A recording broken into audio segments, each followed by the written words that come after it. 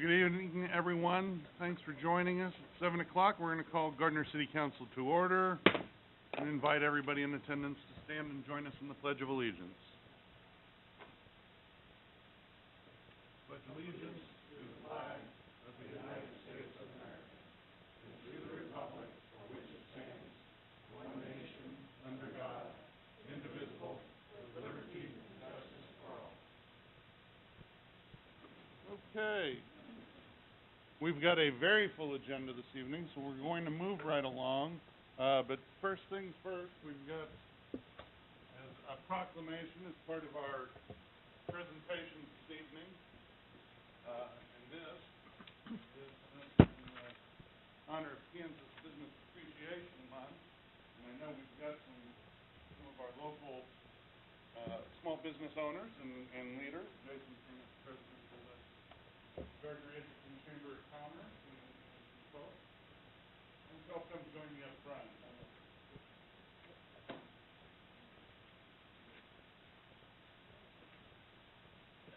That's great. Hi, how you doing?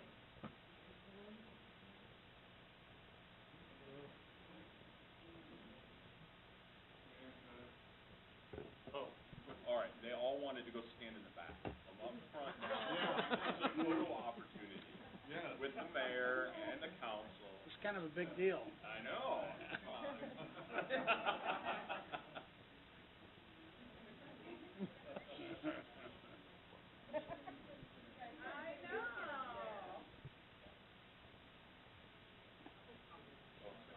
Oh.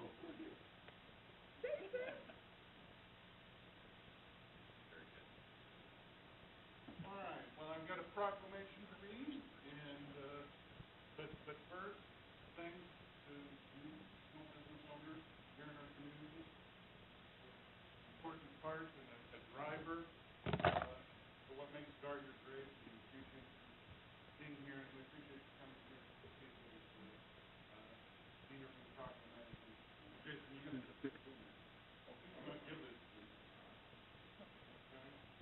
So, whereas the city of Gardner recognizes the important contributions of local businesses to the economic strength and overall character of the city, and whereas the residents of the city of Gardner benefit daily from the displays of charity and outpouring support of community projects, both businesses and their members, and whereas the city of Gardner is committed to continuing development of a supportive business climate, which encourages local investment, job growth, and community involvement, and whereas the City Council recognizes and appreciates the dedication, innovation, and entrepreneurial spirit displayed by local businesses, now therefore be it resolved that I, Chris Morrow, Mayor of the City of Gardner, Kansas, do hereby proclaim the month of June 2016 as Kansas Business Appreciation Month in the City of Gardner, and ask the citizens of this community to join with me in recognizing the contributions of local businesses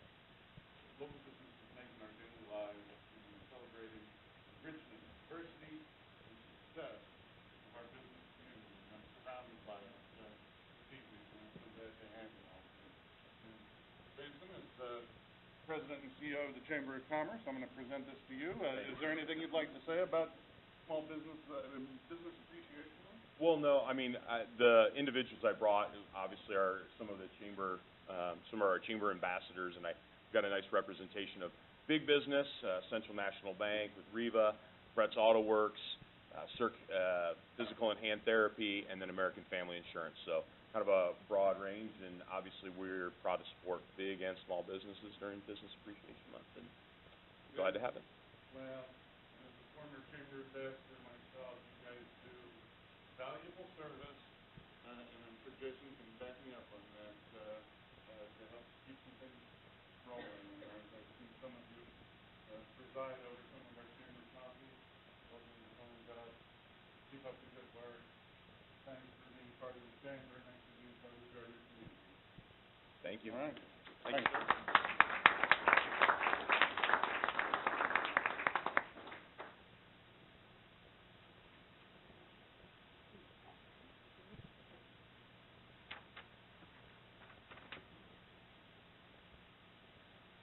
Now, that was very exciting, and always glad to be able to recognize an event such as this, but it's not nearly as exciting as the presentation of the 2015 Comprehensive Annual Financial Report and 2015 Audit.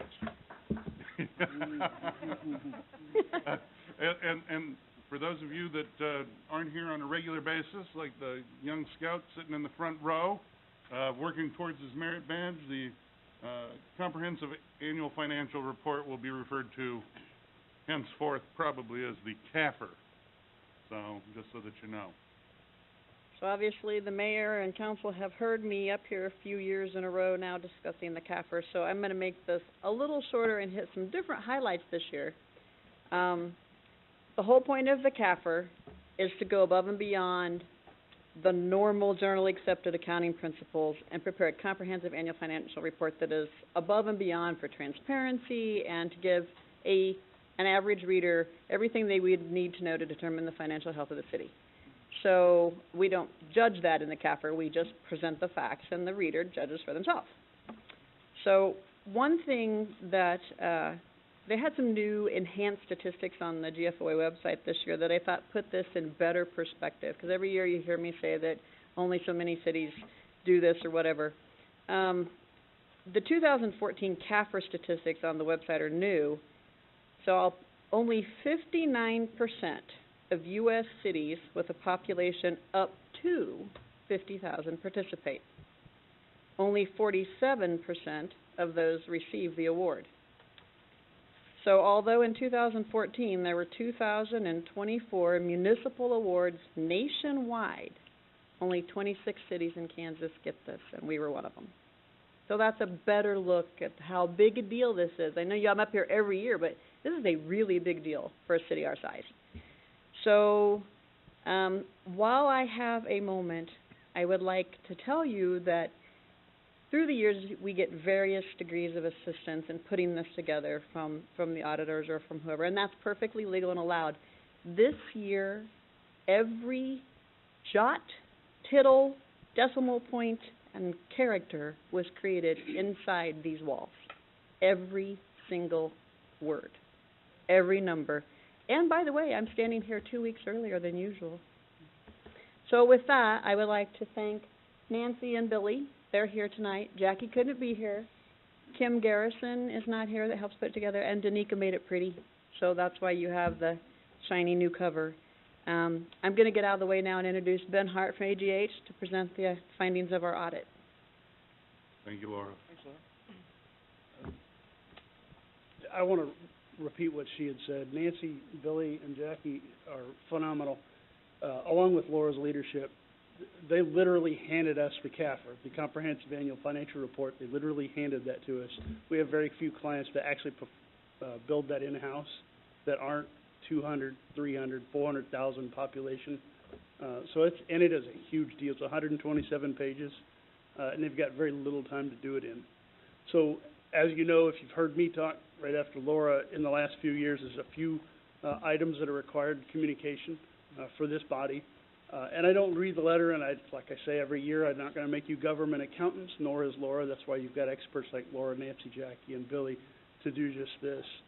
But every year we do enjoy giving you a clean opinion. It's considered an unmodified opinion, so there's no qualifications to it at all.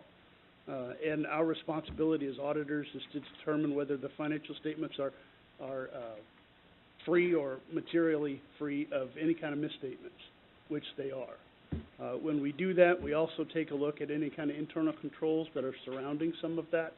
Our job isn't to give you an opinion on internal controls, but yet assess those as part of our understanding, our understanding of your processes, financial processes. And I'll go through just two issues, that one of which has been repeated from the prior year, but we'll touch on those in a moment. Before I touch on those, one of the biggest changes, I think, since, I guess, in my career as an auditor, has come down the pipe. It's called GASB 68. Even non-accountants have heard the term GASB 68 because it puts a humongous liability on the city's balance sheet. And I think we spoke a little bit about this last year. It doesn't change the way you budget. It doesn't change the way you consider any kind of revenue, strategies or any kind of expenditure strategies. All it does is pass a liability to the state as a fiduciary for any kind of retirement plan. All it does is hand that liability and put it on the books of the city, all cities within the state. So that was accomplished. So not only did your staff put together the CAFR, they weaved their way through this enormously complicated statute, or this new rule, and did a phenomenal job. We didn't have any significant or unusual transactions that we saw, nor saw any alternative treatments. None of those were discussed with management. 2 estimates that are included in the financials that we're required to mention to you, and this is all in a letter that's in your packet. 2 estimates. One is dealing with post-employment benefit obligations. The other one was just the net pension liability with GASB 68, fairly large. There were no audit adjustments, which is fantastic. Makes our job so much easier when we got people like this that we're working with. No uncorrected misstatements. The other disclosures required to let you know there are no disagreements. There are no consultations with other accountants. The city accepted our work as auditors in and of itself. No issues that arose from any other audit procedures that we put together. As far as the internal control deficiencies are concerned, there's really 3 levels of deficiencies that we consider. The top one being material weakness. Those are probably the worst, if you will, the most immediate issues that you have to address. You don't have any of those. You're free of material weaknesses, given everything we've taken a look at. There were 2 what's called significant deficiencies. Those are a step down from material weaknesses. Those are things that we take a look at, want to be able to remediate those or alleviate any kind of deficiencies that exist. One of them had to do with just a repeat of last year's finding. It was the Airport Association that literally just goes away with the absorption as a department. We're required to repeat that finding given the date that we provide our report. The second one has to do with the electric utility inventory. The city continues to improve processes, and as part of that process this year, where there's mitigation factors for any kind of usage or purchase of controls or purchase of the inventory, whether it's wire, an enormous amount of electrical wire, hard to keep track of. But the city's put together processes now that we've observed to be able to accomplish that update of that inventory. When we came out at the beginning of January, that wasn't in place. It's already in place before we ever come to report on it with you guys. That's the bulk of what I've got to tell you, so hopefully we'll speed the meeting along for you. I'm open for any kind of questions, as Laura is as well. Okay. Council, anyone have questions for Ben or Laura regarding the CAFR this year? Sounds like stellar work, Laura, Nancy, Billy. Yeah. We appreciate all the good efforts. It's great to see this year after year, such high performance. Thank you. And I will thank the staff who was not here, and I'm thanking the staff again who is here.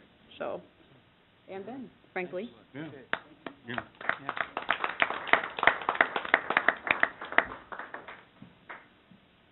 So, presentation item number 3 is presentation of the 2017 budget initiatives.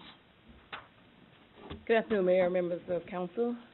So we get to talk about more financial stuff. The theme for this year's budget, 2017, is On the Move, Blazing New Trails. Although you are familiar with this framework, for the benefit of our citizens, I'll provide a brief background. Priority-based budgeting is a multi-year, results-based planning process for achieving identified goals prioritized by the governing body. This is our 4th budget created using the process, and each year we build upon the achievements of the previous year as part of a continuous process improvement. Priority-based budgeting ensures that a community identifies the values and services that are most important and allows the governing body and staff to allocate scarce resources. most importantly, it's about accountability and results. So 2 key components I'd like to point out. Step number 1, stakeholder input, and step number 8, adjust as necessary. So through evaluation of step number 8, if we don't hit our goals, we ask why not. Is there something we need to adjust? Is it something beyond our control? Or do we need to change the initiatives? One of the governing body's most important policy functions is providing vision for the city. So you, as the governing body, you've identified 4 strategic goals: promoting economic development, improving quality of life, enhancing our fiscal stewardship, and protecting our infrastructure and asset management. Staff develops initiatives. The initiatives are the short-term projects or actions that implement your strategic goals. To assist with monitoring accountability, this year we are going to be implementing performance management software. So let's review the journey we've taken to continuously build upon the year's work and evaluate the current year's budget and where we are at the halfway mark. So 2014, budget theme, vision, determining a roadmap to our destination. If you don't know where you're going, any road will get you there. Before the city was ready for sustained success, our governing body needed to define the vision for Gardner's future destination. You developed much-needed vision documents. So the 2014 key initiatives were the creation of the comprehensive plan and the economic development strategy. You'll recall the comprehensive plan is the blueprint for how the city will develop. And the economic development strategy is a companion document, and it focused on 7 goals for attracting and sustaining economic development. 2015, budget theme, a roadmap for building a community. It built upon the strategic planning work with initiatives focused on maintaining or improving infrastructure and assets while continuing to plan for growth. Key initiatives included the Land Development Code revision to implement the comprehensive plan and developing an economic development incentive policy. The utility and pavement assessments were completed to provide a baseline for future master plans and eventually the capital improvements element. Urgent vehicle replacements were begun. The IT network was rehabilitated, and we began transforming to a high-performance organization. 2016, budget theme, growth by choice or by chance. We focused on facilitating economic opportunities through infrastructure development and asset management, including implementing projects identified in the utility and pavement assessments. So now let's review the results of the 2016 initiatives at the halfway point in the budget cycle. The city continued its partnership with local, state, and regional economic development entities, much like the recent partnership with KCADC for our branding plan. The CIE is a long-term planning tool aimed at aligning utility and transportation needs with anticipated population growth. We are completing the CIE in 3 phases. Phase 1 was completed, the utility assessment. Phase 2, updating our master plans, and they are in progress, as previous master plans we use with population projections that are dated and for a different vision than the one that's now documented in the 2014 comprehensive plan. Phase 3, which is a compilation of the CIE, will align those resources and prepare a financial plan. Under infrastructure and asset management, the Public Works Parks Facility Needs Study, recent growth and economic development initiatives have created the need to reevaluate commencing this study. Constructing a salt storage in compliance with the National Pollutant Discharge Elimination System requirements, completed May 17th. Senior building rehabilitation, contract approved May 16th, with addition of HVAC and the council directive for audiovisual equipment. Phase 2, merit and career ladders. Following the 2015 compensation study and employee engagement survey, and with your direction, we completed Phase 2 of 3, which included career ladders. The golf course master plan. You'll recall the operating agreement expires in August of 2018. On February 9th, we had a very successful town hall meeting with over 100 attendees and 89 participants in our new electronic polling device developed for enhancing citizen participation. 4 police SUVs completed. Purchase approved January 4th. Total purchased 8 SUVs. The dump truck completed. Purchase approved March 21st. Quality of life is enhanced by ensuring appropriate infrastructure is in place. Fiscal stewardship is planning for that infrastructure before the systems fail. Preventative maintenance saves money. And economic development success breeds further economic development success. The additional financial resources created from conducting fiscally responsible activities will enable the city to entertain new economic development opportunities. Stakeholder input, as I referenced, is the most important step in the priority-based budgeting process. While staff are the technical experts in municipal administration and municipal operations, and you, as a governing body, are experts in the vision, the citizens are the experts in the culture of the community. To that end, a collaborative effort is needed to produce a sustainable budget that identifies our community's priorities. So on February 2nd, we started with the Budget Forum. On February 29th, we conducted the CIP workshop. On March 29th, we convened the Budget Policy Retreat for the governing body. You directed that we prepare an online budget survey. We received 234 responses, a 3,800% increase in the participation compared to the 6 people who attended the forum. And we added 6 new advisory committees who provide input to the governing body.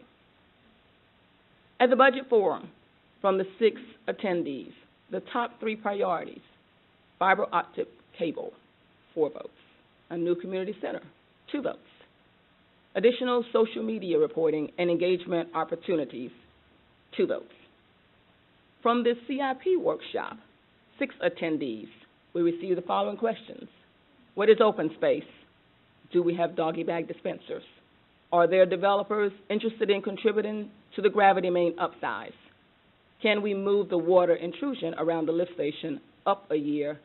And a comment that $100,000 sounds high for a city entry sign. The new online budget survey, directed by the council, was very successful. Again, 3,800% increase in responses. So the next 4 slides, I'm going to review the results of the survey by strategic goal. Note the top priority for promoting economic development is to reduce the tax burden on our homeowners by diversifying the tax base. Under quality of life, top priority, improving the flow of traffic. Under infrastructure and asset management, the number 1 priority was implementing a sidewalk improvement program. And under fiscal stewardship, increasing the value of each tax dollar through performance management. Collectively, the 3 priorities are diversifying the tax base for our homeowners, improving the flow of traffic, and attracting more shopping, dining, and entertainment alternatives. This year's focus is again on facilitating economic development opportunities. The synergy and collaboration between citizens, staff, KCADC, and the governing body, and the recently completed vision implementation, planning, and our new brand and logo naturally led to this year's theme, On the Move, Blazing New Trails.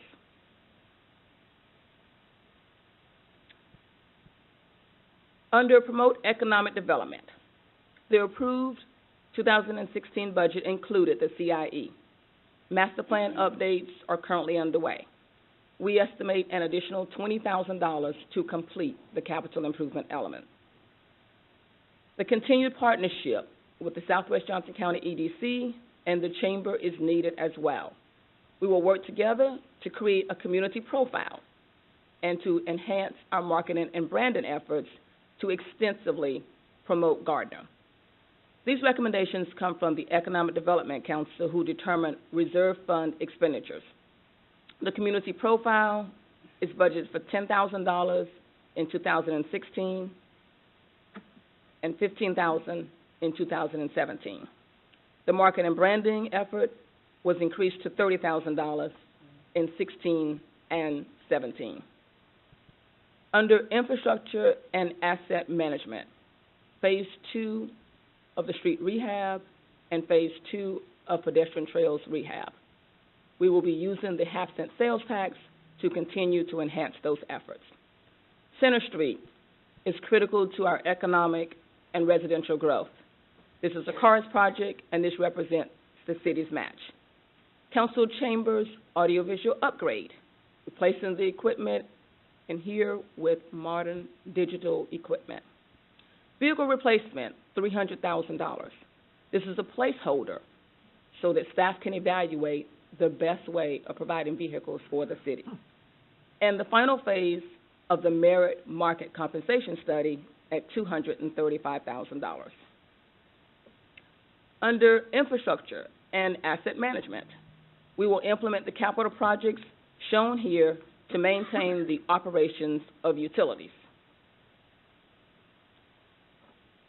Successful cities have vibrant downtowns with pedestrian-friendly community gathering places that create a sense of place.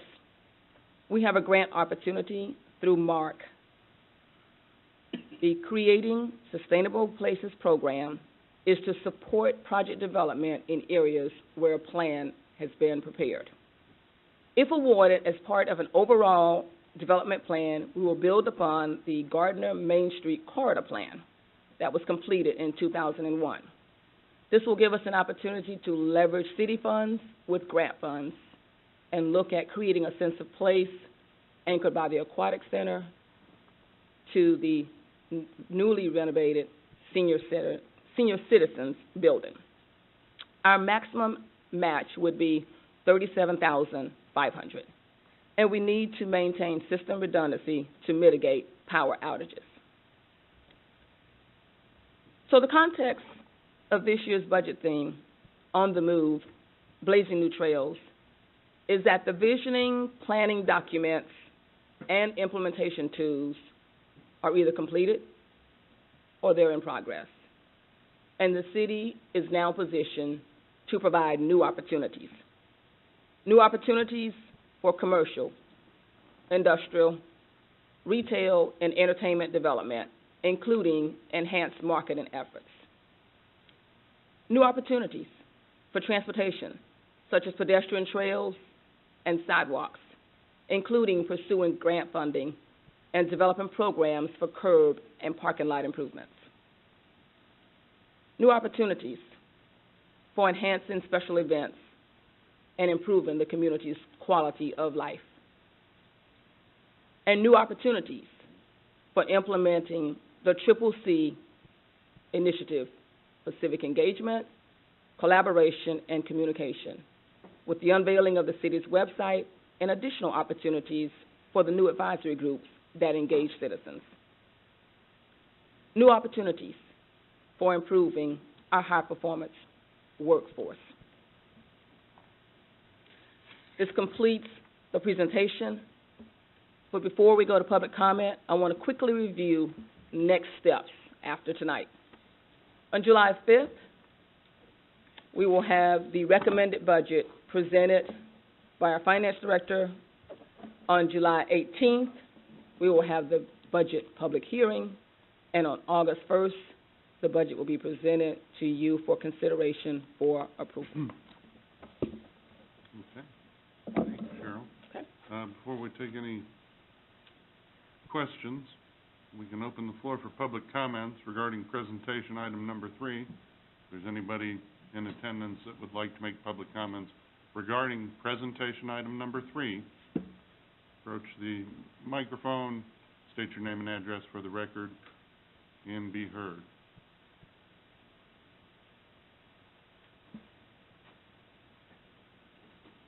No one coming forward. Questions for Cheryl or other staff regarding budget initiatives for 2017? Okay, I've just got, Steve, I go got ahead. a couple. First of all, the AV equipment in the council chambers, I know there's some folks that probably have a question about a $75,000 expenditure for a couple of cameras. I get the sense there's a lot more to this than just a couple of cameras.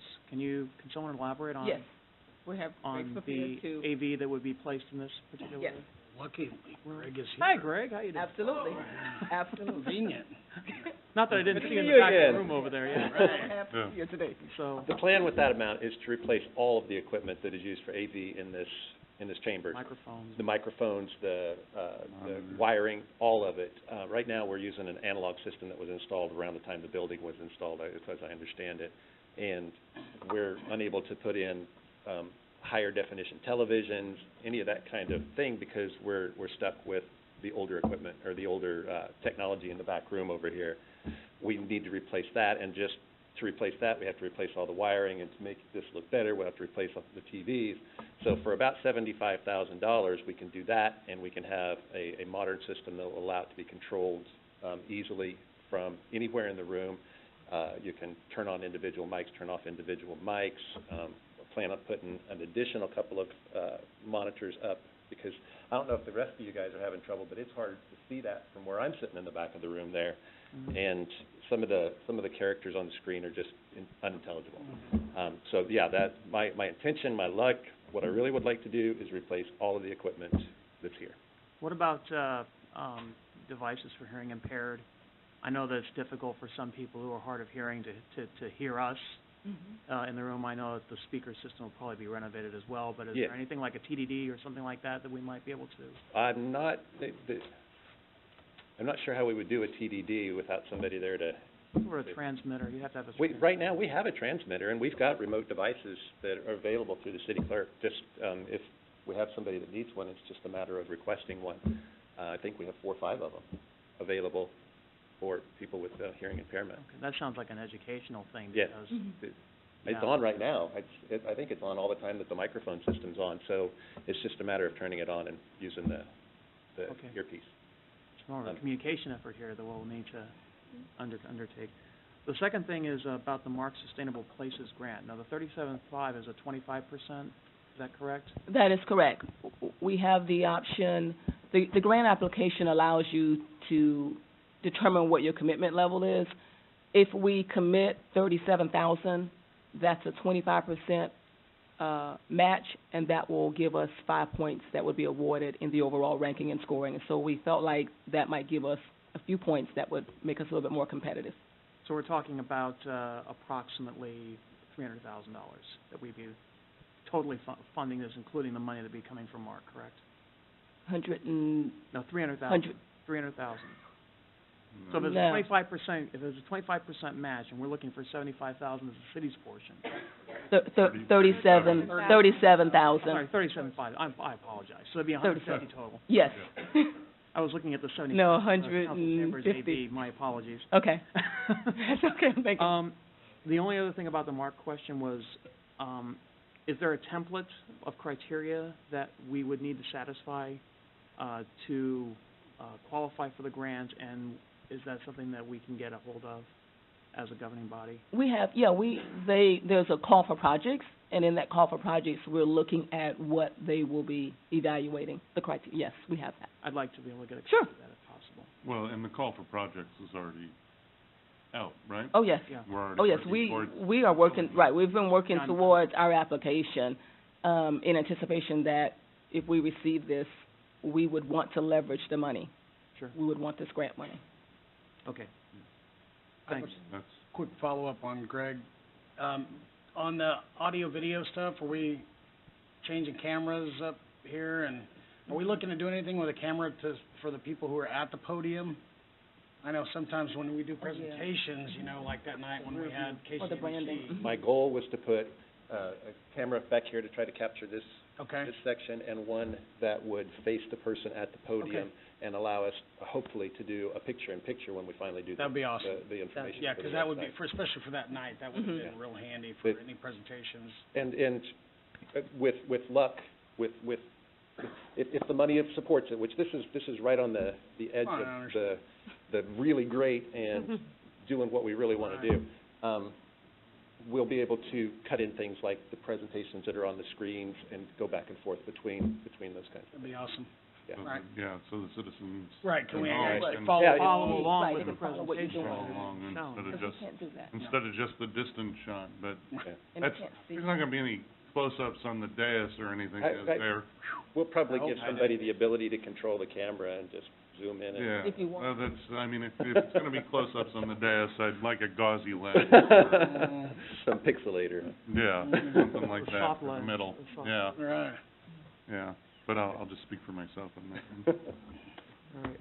Some of the rest of them are better looking than I am, so. Steve, any other questions? No, I'm done. Lee, anything? Christie? That was it. Rich? Well, I wanna just say, I appreciate, city staff when we challenge them to do something, like take the budget process and extend it so that it starts in January or February of every year instead of March or April, so that we can include the citizens. They always step up to the challenge, and this is another one that, all the staff should share in, but Laura and her group, because of what they do to help put the budget together, and Cheryl, thank you for making this happen and making it as open and transparent as we could have it. So, okay. Next item on the agenda is public comments. At this time, members of the public are welcome to come forward and make comments about city matters or items on the agenda that are not part of a public hearing. We ask that those of you that are making public comments limit them to 5 minutes in length or less, and invite you to step forward to the podium or the microphone, state your name and address for the record, and be heard. Good evening. My name is Gary Carson. I live at 112 Brittany Court in Gardner. I became disabled 10 years ago. I became a disability advocate 1 year later. The city invested a lot of time talking about economic development, but I would like to add to the conversation. An all-inclusive Gardner will make your future investment pay off in ways you never imagined. The advertising that you'll get from saying, "We welcome everyone here," is great. I brought a little presentation along. I'd like to put up example one. The image you're portraying to everyone is great. You're sending out an invitation saying, "It's the best of small-town America." And I agree with that statement. I love it here. I really do. But that statement is not quite correct. Could I put up example two, please? The image you're portraying to the disability community is, "Don't come here." Example three, please. I'm sorry. The image you're portraying is, "We don't care about your needs." In December, I requested ramps be cleaned up, like this. This is a wheelchair ramp, a block away from here, 1 block away from City Hall. My request is still sitting in committee, even though I requested the ramp be cleaned in December. For 6 months, it's been sitting in a committee and it hasn't been heard. I suggested sending city crews out to clean them up. Wouldn't that cost the city a lot less money? I'm sorry, I'm a little nervous here, but example 4, please. This parking spot is a half a block away, right up here at the corner. Please take note that the ramp is in the parking space. Where would an accessible van deploy its lift? The person in the wheelchair would be forced into the street to find their way onto the sidewalk. Example 5, please. Is this acceptable to anyone on the council? Example 6, please. A visually impaired resident at Brittany Court asked me to find out if the audible indicator could be turned up at our newly designed corner right down here at Main and Center. She couldn't hear it over traffic noise. She's also deaf as well, partially deaf. I'm sorry. I submitted the request in December. It's still sitting in a committee. She's very independent and likes to go shopping on her own. If she can barely hear the audible signal or even see the crosswalk signal across the way, wouldn't it be best to get an answer back from the manufacturer right away and find a solution? The process for disability concerns needs to be redefined immediately, not 6 months at a time. Example 7, please. I suggested modifications at a crossing walk to the school district on June 6th. The project was completed on June 14th. That's the way your district handles things, because they understand what ADA is. And that's what I'd like to bring to the city of Gardner. There are some pretty bad things going on, but I sat down with Steve Shute and the ADA advisory committee last week, and we had a wonderful meeting. We came together on a lot of things. Tonight I'm going to talk about a 5-year comprehensive plan to go through all the things and get everything done so we can have an all-inclusive city. But the crosswalks here, nobody stops for you, nobody. On the way here, I'm in the middle of the road, car drives right by me. Lights are blinking, car drives right by. The worst thing that happened to me is that just last week, I was crossing, the southbound traffic stopped, the lights are blinking, I entered the roadway, a truck is back by, coming northbound on Center. He's back by Washington Street, and he's coming towards me, and he's not slowing down at all. He's not doing anything. I'm 3/4 of the way across. I stop immediately. He finds that narrow gap between my wheelchair and the curb. This is not an occurrence that happens once. Things like this have happened to me more than 24 times. Just yesterday, 4 times we were in the crosswalk and cars just drove right by. I've gone to the city about it and said we need to educate the drivers right now. Right now. This is an immediate danger, not to just me. I mean, this is happening to me. Can you imagine about every other citizen this is happening to? We need to sit down and talk to all the residents, so I'd like to call for a public forum. I'd like to ask the City Council to consider a public forum about crosswalk concerns so we can all sit down and talk about it, all the citizens. Lastly, the 5-year comprehensive plan will address all these concerns and more. There's a lot of things out there a lot of you council members know nothing about. And I'm going to work with Steve Shute, and he's going to let you know what these things are. And like with everyone else, I'm going to work with you to do it. And I should just also add, I've worked with the state of Kansas. I've worked with several counties in Kansas. I've worked with several municipalities in the state of Kansas. They've asked me for my advice. I came to Gardner, and you don't want my advice. It's terrible. The Brittany Court crosswalk that I came up here and talked about, remember that day when I came up here and talked about it? The process took 15 months. Were you aware of that? 15 months. When I found out, I had a relative visiting. When I found out it was a violation of ADA, I contacted the city, and all of a sudden the ball got rolling. So do we have to threaten the city with a federal violation? And that's not what I want to do. I love it here. I want to stay. I want to work with the city. Basically, that's all I've got to say. Thank you very much. Thanks, Gary. Thank you, Gary.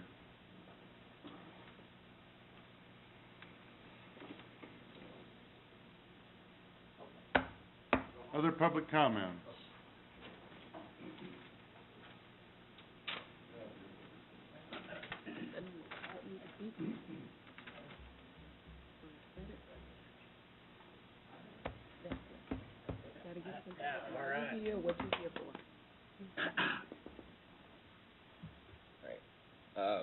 My name is Sean Nutt. I came down from Olathe. My troop is here in Gardner, 88. We meet at the church across the street. I came because I am doing a merit badge to get my life rank. The merit badge I'm doing is citizenship in the community. So I am here to see how the meeting works and see how these meetings work, so that later in life, if need be, that I needed to come to a meeting to discuss things, I would know how it would work, and it would just help me later in the future. Awesome. We appreciate having you here today. Thank you. Thanks. Thanks very much. Any other public comment? With no one coming forward, we'll move on to the consent agenda. Is there a council member that would like to remove an item from the consent agenda? And if not, I would entertain a motion to approve. So moved. Second. Motion Melton, second Moore, that we approve the consent agenda. All those in favor indicate by saying aye. Aye. All those opposed? Any abstention? Consent agenda passes. Next on the agenda is committee recommendations. Committee recommendation number 1, consider adopting a resolution establishing the 2017 hangar rates for the Gardner Municipal Airport and repealing Resolution 1941. Brian Faust, good evening. Good evening. Thank you, Mayor and Council. As the city began the process of taking over the day-to-day operations at the GMA, one of the items that we looked at were hangar rates. At the November 23rd, 2015 council meeting, city staff did propose a rate increase of between $10 and $20 per hangar. After discussion, council felt that the increases proposed were fairly substantial and that more documentation was needed to justify a rate increase. As a result, hangar rates for 2016 were held to the 2015 values. As stated in that November meeting, a comprehensive rates and charges review was recommended for either 2016 or 2017. As part of that process of preparing for the 2017 budget cycle, the city did contract with GBA to perform a hangar rates and charges study to help determine if a rate increase for 2017 was warranted. Mr. Ed Young from GBA presented his findings to the advisory board during their April meeting. During the May meeting, the advisory board discussed staff's recommendation for hangar rates in 2017 and recommended the rates shown on the attached resolution. It is important to not increase rent to a point where we risk outpricing ourselves to the markets. Many airports in the area have more amenities, and while hangar space in the area is limited, overcharging or increasing rates dramatically will have a negative impact on our airport. Income from hangar leases is critical to support ongoing airport maintenance needs and to help cover the 10% funding required for FAA grants. Based on the current rent values, and that's hangar, aircraft and maintenance, and office space, we get about $180,000 per year. with the proposed 2017 rate settled increased to $187,500. At the April 4th City Council meeting, the Finance Director did provide an update on the airport fund, noting by definition it is an enterprise fund that should be self-supporting. The general fund is currently subsidizing the airport fund. The recommended increase in hangar rates will not have any material impact on the annual funding gap. The Airport Advisory Board did recommend establishing the rate structure defined in the attached resolution during their May 9th, 2016 meeting. And staff would suggest that the council adopt a resolution number 1950, establishing the 2017 hangar rates for the Gardner Municipal Airport and repealing resolution 1941. Very good, Brian. We're gonna open the floor for public comments. Anyone in attendance that would like to make public comments regarding committee recommendations number 1, please step to the podium and be heard. It's a different kind of meeting. Council, questions for Brian or anyone else on staff regarding, committee recommendation number 1 and resolution number 1950? I have a quick one real quick. I just saw the, $5 a day for the transient parking fee. I think we might wanna put either a minimum or something on there so somebody's not squeezing 25 cents in and going, I'm getting my free parking, you know? If we did I thought about it a lot today, and if it was like $5 minimum fuel or $5 a day, that keeps everybody honest. Thoughts? The difficulty in that's gonna be enforcing it. We don't have anybody out there checking tail numbers and Yeah. and then bumping up against what's in the in the box. Right. So Pretty much an honor system out there for that perspective. generally speaking, you don't it's been my experience, you don't really have to worry about pilots that are not paying. They are pretty honest folks generally. And, I knew you would know the answer, so. And they all they all see the value of having a place to land an airplane. So Well, that is, $5 eventually you're gonna find that person that wants to land, you know? Yeah. So, and of course, that fee probably should be waived if they're purchasing fuel. A lot of pilots have a sort of a informal or unwritten rule that if you're gonna utilize the facilities at an airport, utilize what's called a fixed base operation or FBO, because you're getting services. Most pilots will buy fuel as a way to pay it back. So, and it's a self-sustaining, self-policing kind of deal because you need places to land your airplane. Real quick, I guess right now, the airport manager, that is you, Brian, correct? So we could task you with other duties to go out and check tail numbers and all that, right? I'm just joking about that. You've got plenty on your plate already, so. We're not going to do that. Thank you. And I did we had an airport board meeting last Monday night, and this has been through the board, with the presentation as well as the following meeting. I did make it clear to the members in attendance Monday night that we would be discussing it tonight. So. Is there, you mentioned that, raising the rates will not have a measurable impact on offsetting the budget deficit we have. Do you have a plan, or is the airport board working on a plan, perhaps, to kind of close that gap? Not at this time.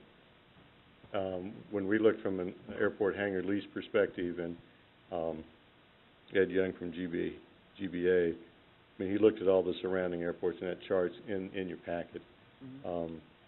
But there is a concern if we do really jack them up, that we'll start to lose people. Right, don't get me wrong, I appreciate the level of detail that you guys provided. It's fantastic. It's exactly what I asked for whenever we talked about it last year. So you didn't fall short there at all. I'm just asking, just for the sake of looking ahead, what do we need to do to put that plan in place or start thinking that way, like, you know, is it build more hangars? Is it, build another space to get some kind of other commercial operation out there to help? I wanna close the gap and get the airport to be self-sustaining. Yeah, and I think everybody on the council is probably going to agree with that, and I agree with it as well. And I think that what we should be doing is suggesting to the advisory committee that they work with staff to figure out ways that, in dealing with other people that are in the aviation, fixed base operator, and, you know, business, that we can start moving towards the point where they are self-sufficient again, and yet still compliant with things that, don't negatively impact us on our audits like they had done a couple of times previously. I think That's probably something that the advisory board would be glad to dig into, wouldn't it be? Well, I think so. I think that one way that we can close the gap is to maybe offer some more amenities out there. I mean, some, you know, like I think we had talked about at some point, and again, that costs money up front. All this stuff costs money up front, which means you go further into the red in terms of subsidy in the short term, but in the long term, it does go to sustainability. So, I mean, like a terminal, a true terminal building, like a restaurant or some sort of, you know, other establishment out there to bring in some additional revenue. But it's going to take. Can I ask, Yes. ballpark where we are on subsidizing? What kind of numbers? Do I want to know? Well, it's This a is good question what to kind ask. of gap or? Oh, Good question. and I just happen to know the answer.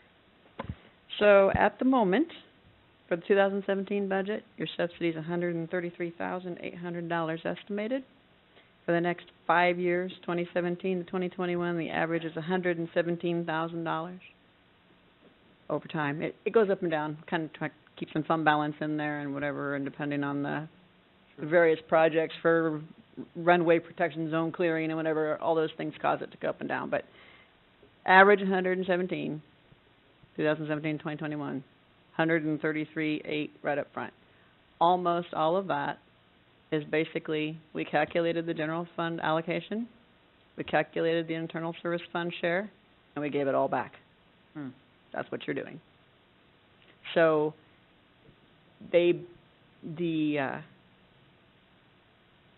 when we did the amended budget, and we kind of made one up to get it off the ground and give you something to work with, you had to have budget authority to do anything. So, I would say since then, the fuel sales are considerably less than what we thought they were, so that kind of hit it. The hangar rent is a little less than we thought. We were trying to dig the numbers out of the old reports. So between that and Brian's got some minor runway maintenance and minor building maintenance and operations. Basically, you're subsidizing the general fund allocation services that you're doing, and the internal service funds is very small. It's almost all general fund. And if you care, you know, you have Brian's time, you have his administration of the airport, his administration of the advisory board, you have, and we were very, very conservative on these numbers, try to be very generous. You have payroll, HR, grant, debt, audit compliance.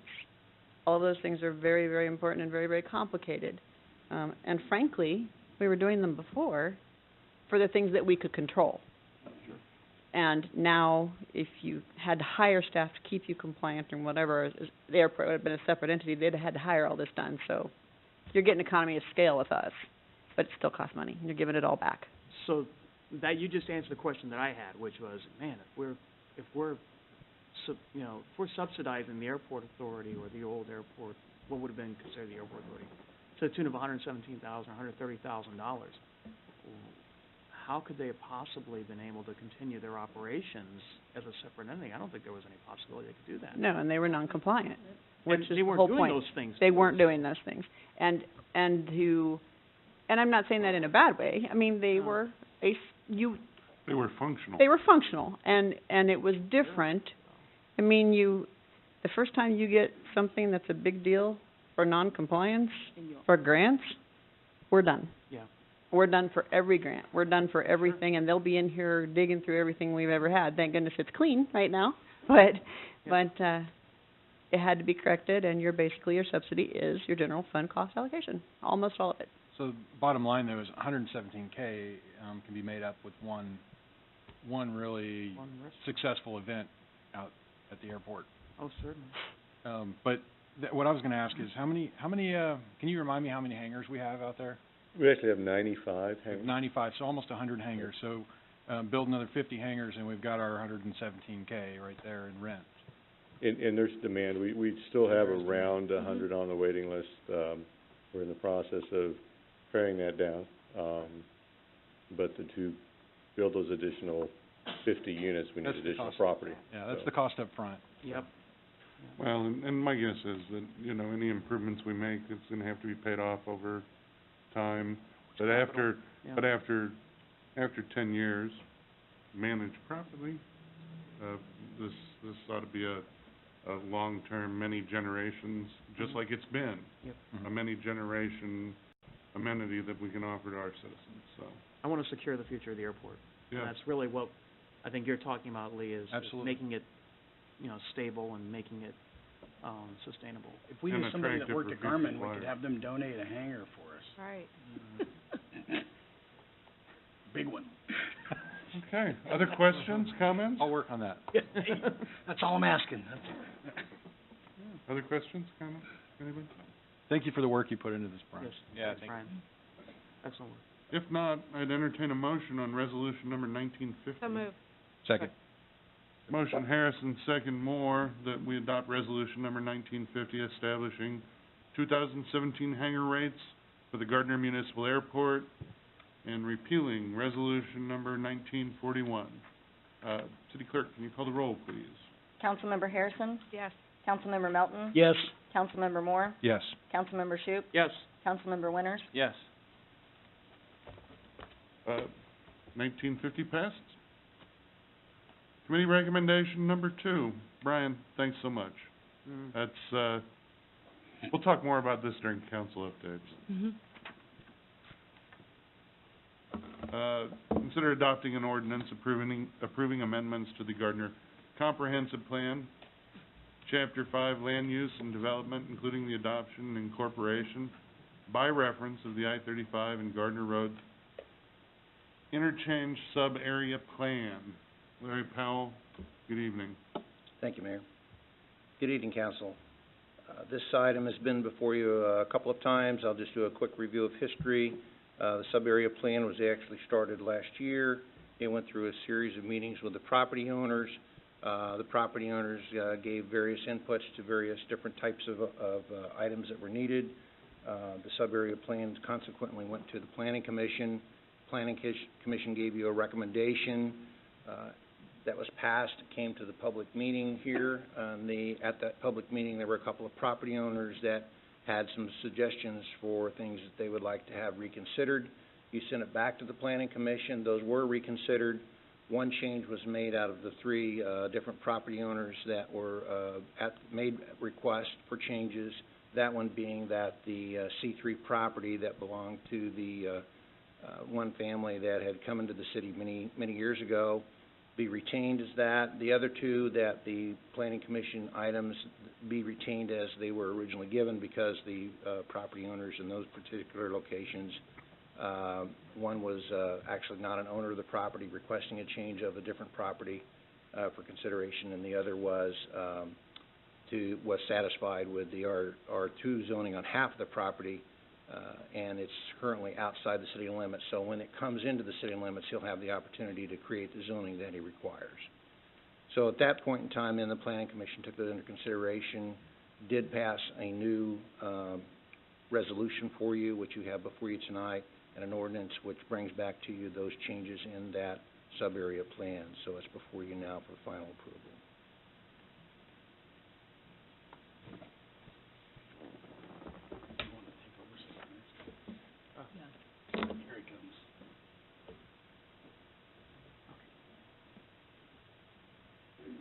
Sorry. Through with presentation? Okay, well, Larry, Hang tight, but we will open the floor for public comments regarding committee recommendation number 2. If there's anyone in attendance that would like to comment on the item, please step to the podium, state your name and address for the record.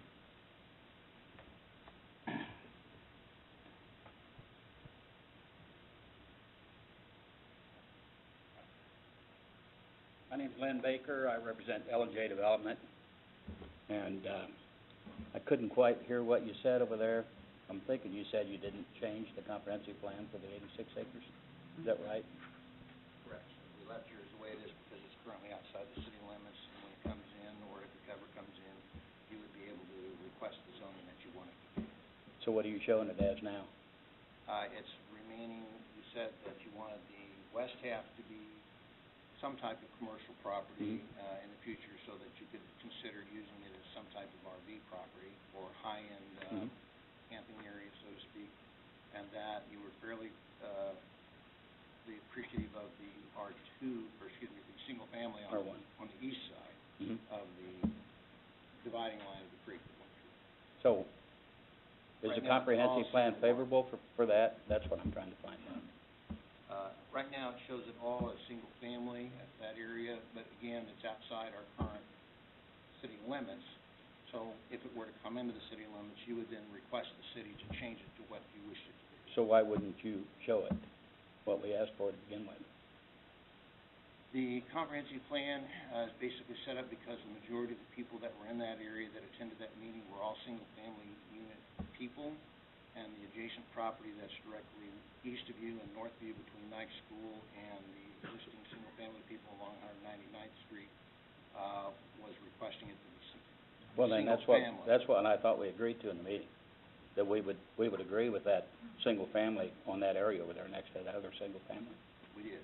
That's what it showed. How about on the west side of the Streamway? We didn't change that. We did not divide your property, no, sir. So you're telling me that that's gonna be single family across the road from the intermodal and a half-mile frontage on I-35? You're gonna show that as single family? That's BS.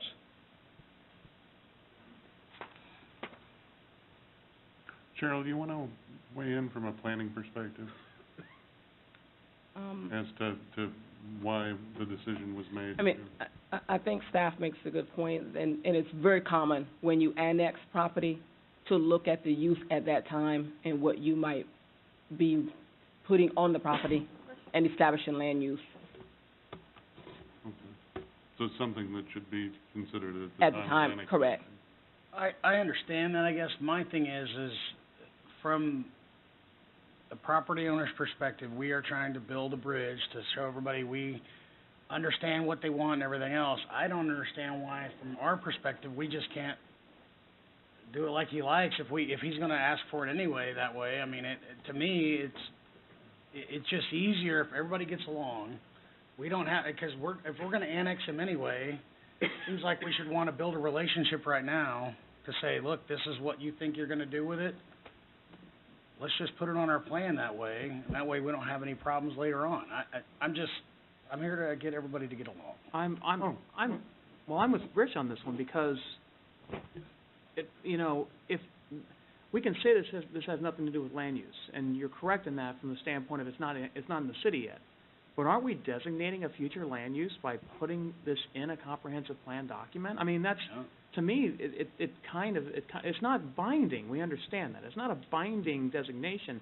But when it comes to zoning, when this comes before the planning commission, the first thing they're going to look at is this document. And this document says single-family residential. And so, yes, that's going to be where we start, and then it's going to be an uphill battle for that particular landowner to get his designation because this is in the comprehensive plan. I mean, that's a problem. Cheryl, can you speak to it from a best practice? It might be important to go to that site, Larry, and talk about what the property owners, what you have currently in the area, how it's compatible with the land use that's in the area. I don't know if we have the map of the land use, that land use map that we can bring up.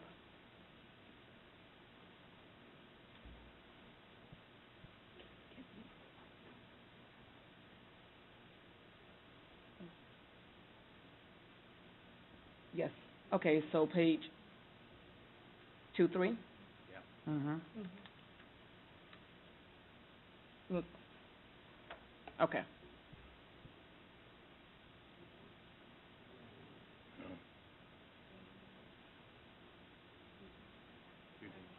Two, three. Oh. Give us just a minute. Okay. Yeah. No, that's the current land use. That's the current. Go to the, We want to do the proposed.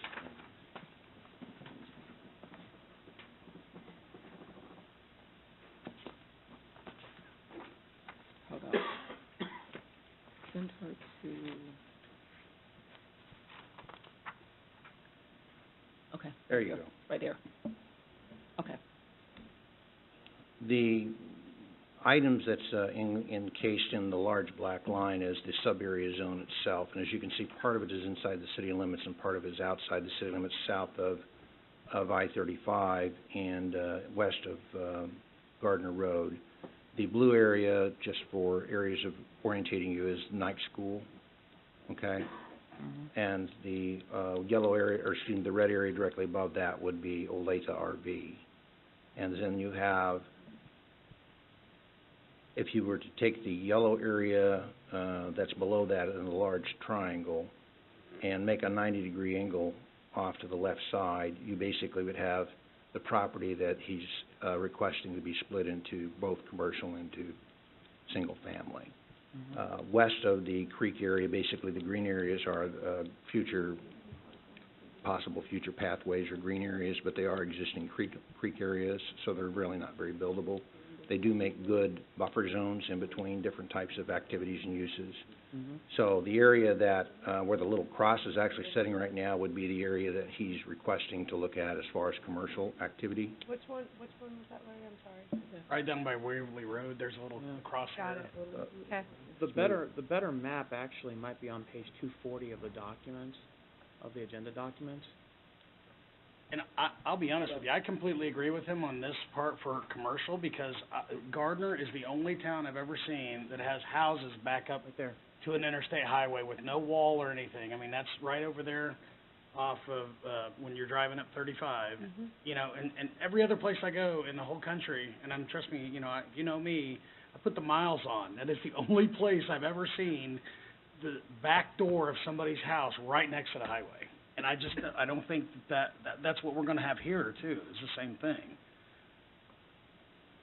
So Area 2 is the area that's in question that we're talking about here. So the west side of Area 2, where the 2 is, would be the commercially zoned area, or the area that he would like to see commercially zoned. The remainder of the yellow zone inside the black line and on the east side of the creek area would be single-family residential.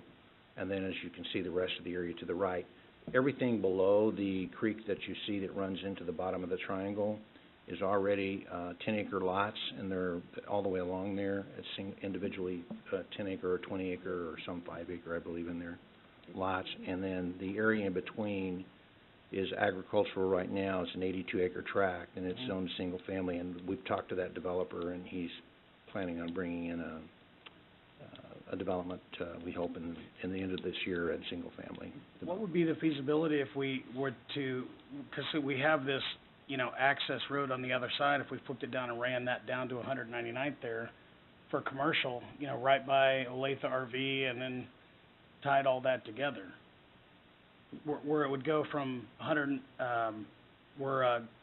Road would go down to 199th, paralleling the highway to help with traffic.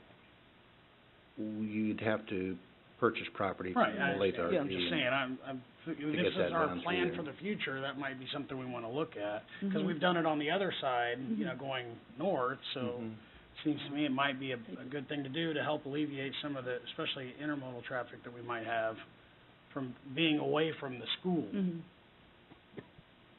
Well, my thought is if you're in agreement that that would be an acceptable use at some time in the future, then why don't we do it just now? I mean, why don't we at least mark it? Because it is creating a guideline. I mean, it's a lot harder to say we're gonna go against what was on this plan, 5, 10 years from now than it is to go with it. policy decision, and it sounds like we've got a consensus on the council to... Exactly what it is. Certainly. It seemed like, if I remember correctly, the reason this went back to the planning commission was because we had, a property owner that had paperwork from the city that said, that pledged a certain zoning and we were going against it, or... That's Area 1. That is correct, in Area 1. Right, that was in Area 1, okay, so... And that's the one that they recommended changing. based We on took that. care of that. The planning commission took care of that for us, and that's all behind us.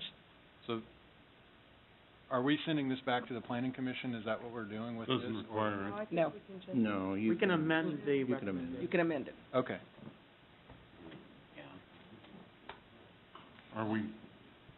Are we clear on what the recommended amendment is? Cheryl? I think so. What I understand is in Area 2, Oh, and there it went. in Area 2, the, low-density residential that's north of the creek, you'd like to go to commercial. Yes, Okay, adjacent to I-35. okay. Okay. Policy decision. Yeah, that map can be Okay. changed. And we've got our chief planner in the room too, so... Right. So, Do we have a specific classification of commercial that we're talking about here, or is it just changed it. Well, under the new code, it would be, community commercial? a different commercial, it would be a different classification than what our current code has, so we would have to change that based on what you do with the code. And just to be clear, this is consistent with what, the property owner's request was? I believe so. Yep. Okay. West side of the creek. So regional commercial, just like it is. Okay, So you wanna... great. We want to make sure we get this perfect. Okay. One time. So just One time. for purposes of process, Mm-hmm. the entire governing body votes on this, and because we're taking action different than what the planning commission did, we have to, you have to override their position by a 2/3 vote. understood. Okay. Any other public comments or any other questions for Larry regarding, committee recommendation item number 2? We actually have another public. Yes, we do. Hi, I'm Mark McEver, one of the owners of Olathe Ford RV. Just want to let you know that I agree with Lynn and what he's talking about, so. Thank you. Great, thanks. Thanks, Mark. Good to see you here tonight. I did have a question, one last question. Steve, go ahead. Yeah, this has nothing to do with the disputed, properties. I did have a real quick question about property 3. Now, they wanted to go to light industrial for that property, or is No. that what, okay. They wanted to change the zoning of a neighbor's property that they don't own across the road to the... Oh, well, that's not gonna happen. That'd be a good deal. Yeah, okay, because the actual property 3 was highlighted, and that's why I was confused. That was Because we didn't change it. because that was one of the owners that you asked us to talk to. Okay. Page 310, which is actually, document page 211, just letting you know. That's it. I'm gonna be talking about roundabouts here. Oh, yeah, I was gonna bring I have a real problem with roundabouts on arterials, and I understand that we're gonna be doing some engineering on this with KDOT, and KDOT's gonna be helping to dictate some of this, but I'm gonna have a real problem with roundabouts on an arterial road. It's just I think it's a traffic congestion issue waiting to happen, and I know that roundabouts are created to alleviate traffic congestion, but what kind of traffic is gonna be using these roundabouts? That's my concern.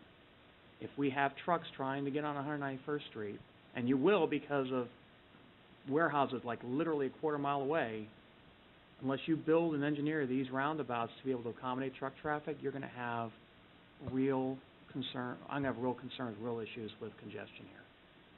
I did have a recommendation from a law enforcement official that I know real well about, he's seen a lot of this in different states, and Texas was one of the examples he gave where we could move that ramp further down and further up to, allow for the trucks to, so they wouldn't actually even come into Gardner necessarily, move it further down 191st Street, so that way we won't have to have the roundabouts, we won't have them coming through town, they're actually and pushing them down, you know, so they're not coming through town, and kind of alleviating a lot of the traffic that we get on,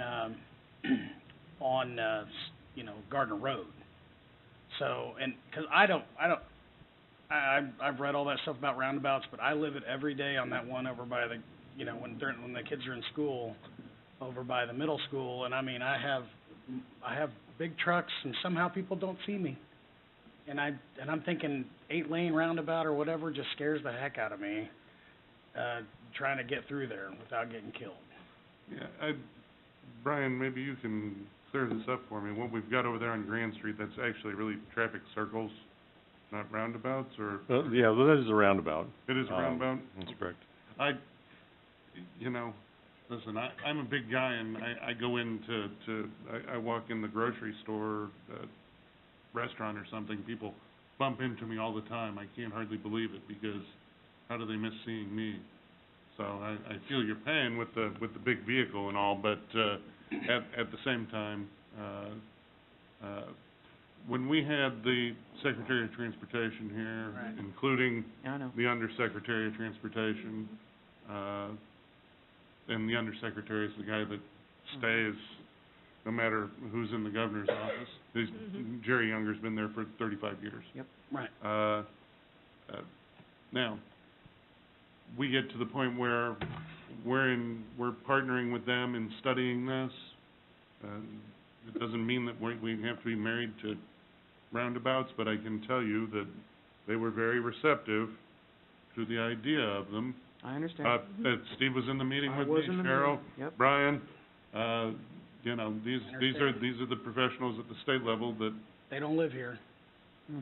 They are elected by the citizens. And I understand, people in Leawood had a problem with the diverging diamond interchange at Roe Boulevard. And those are a little odd, and they take a little while to get used to. But the people in Leawood love that now. It's just a matter of getting over the hump as far as education and use. Well, I've been through some roundabouts off of K7 and Johnson Drive. It might not be quite as busy as the one out here on Gardner Road. It's close though, and I tell you, it works like a dream. And they've got them in Lenexa too, and they work really well. Every week I drive down to Garnett, going down to see my Amish family, and go through that roundabout, and I experience the same thing there. And I see the skid marks up around the roundabout and everything else. So I mean, I use them every week, and I'm just telling you from my experience, I don't think it would be a good idea to have multiple ones there. That's just me.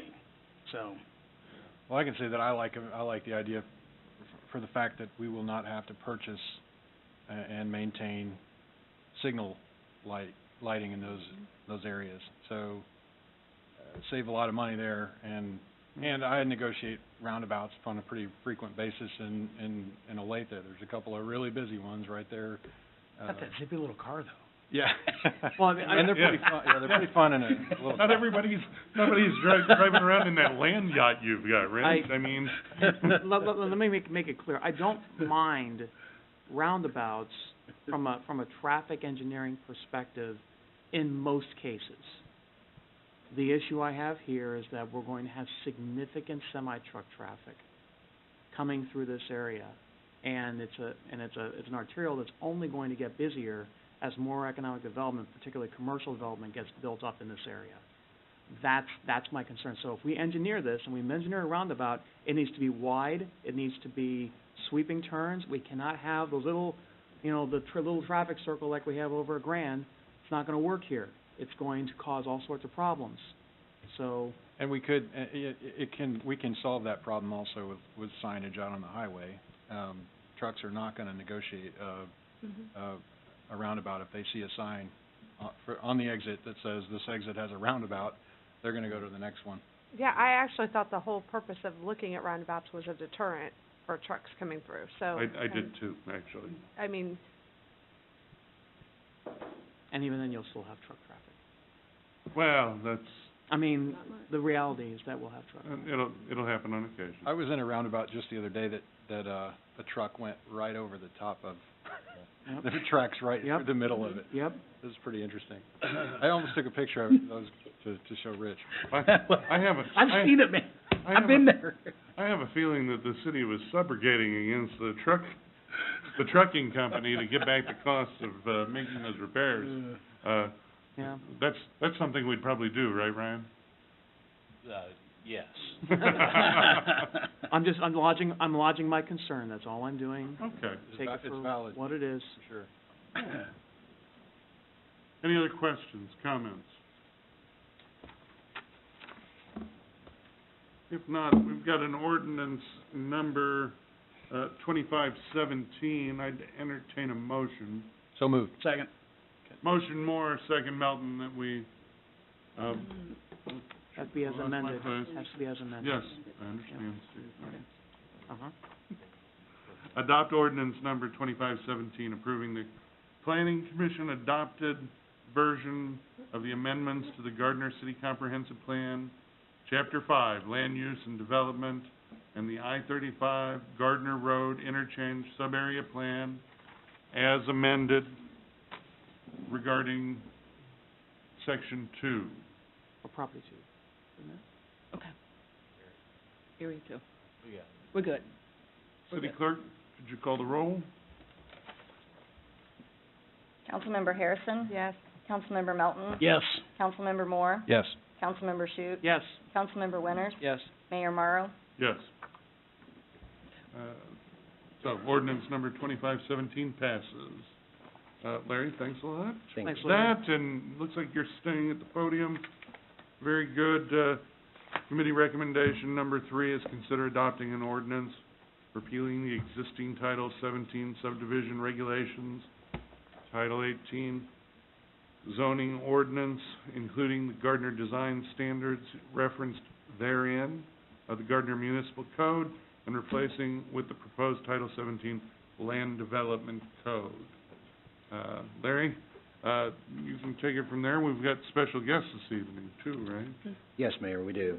The item that is before you, you will have a presentation from Chris Brewster, who is from Gold Evans, and we'll be going over this new land development code item with you. You had, I believe, some opportunity in the last couple of weeks to review the draft of this item. Again, the Planning Commission has reviewed it. There's been an extensive amount of public input and time spent on this. It's not a very thick item for you, but it has a lot of growth potential for our community. What it does is it does take 3 of our current codes and reduce them down to 1 code, combining them together, making them more simplified in many areas, and combining and getting rid of a lot of repetition that we had in other areas, so that the code is easier to read and easier to use. There are some carryover things in the code that are brought forward that, of course, are being maintained, and then there are some areas of that are changed. So, along with that, then I would just introduce Chris Brewster, who is the Associate Vice President of Gould Evans, and who has worked with us since last March to bring this document to you.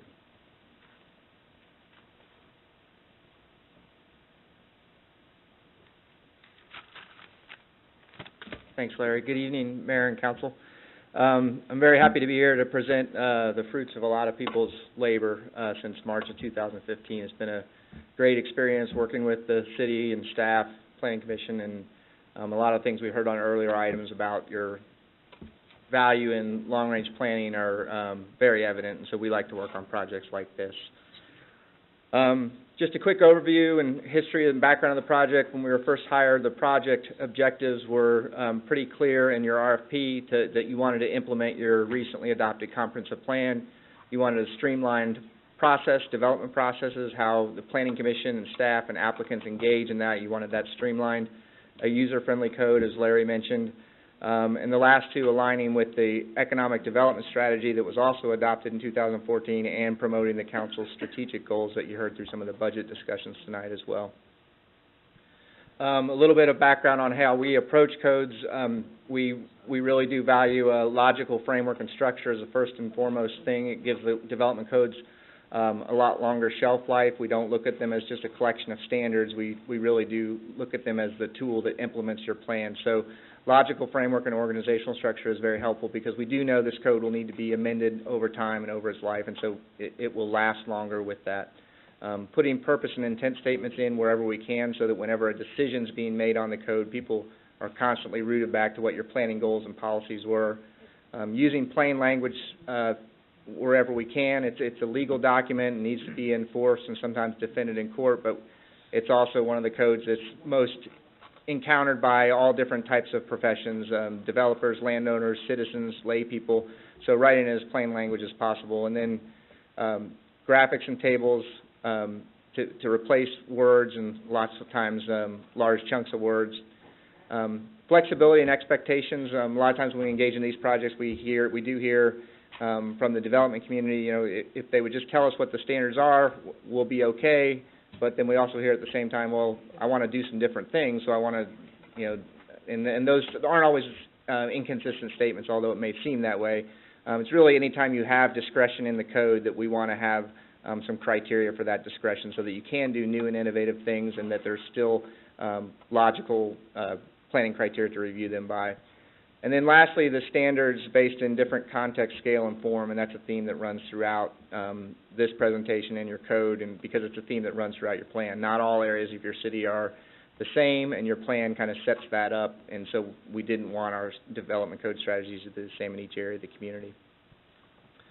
Overall, our project approach, this is from our scope of services that was in our RFP and the contract, and basically, long story short, we went through several different layers of analysis to get to the point we're at, from initiation where we were just doing some fact-finding, our own analysis, discussion, which was that public engagement that Larry mentioned, then an initial draft that was sort of a work in progress that was vetted before the Planning Commission and public, and I believe even a presentation to you all, and then the final draft, which was where we started to get into what we're thinking could be adopted that the Planning Commission really poured over, and then lastly, the draft is before you.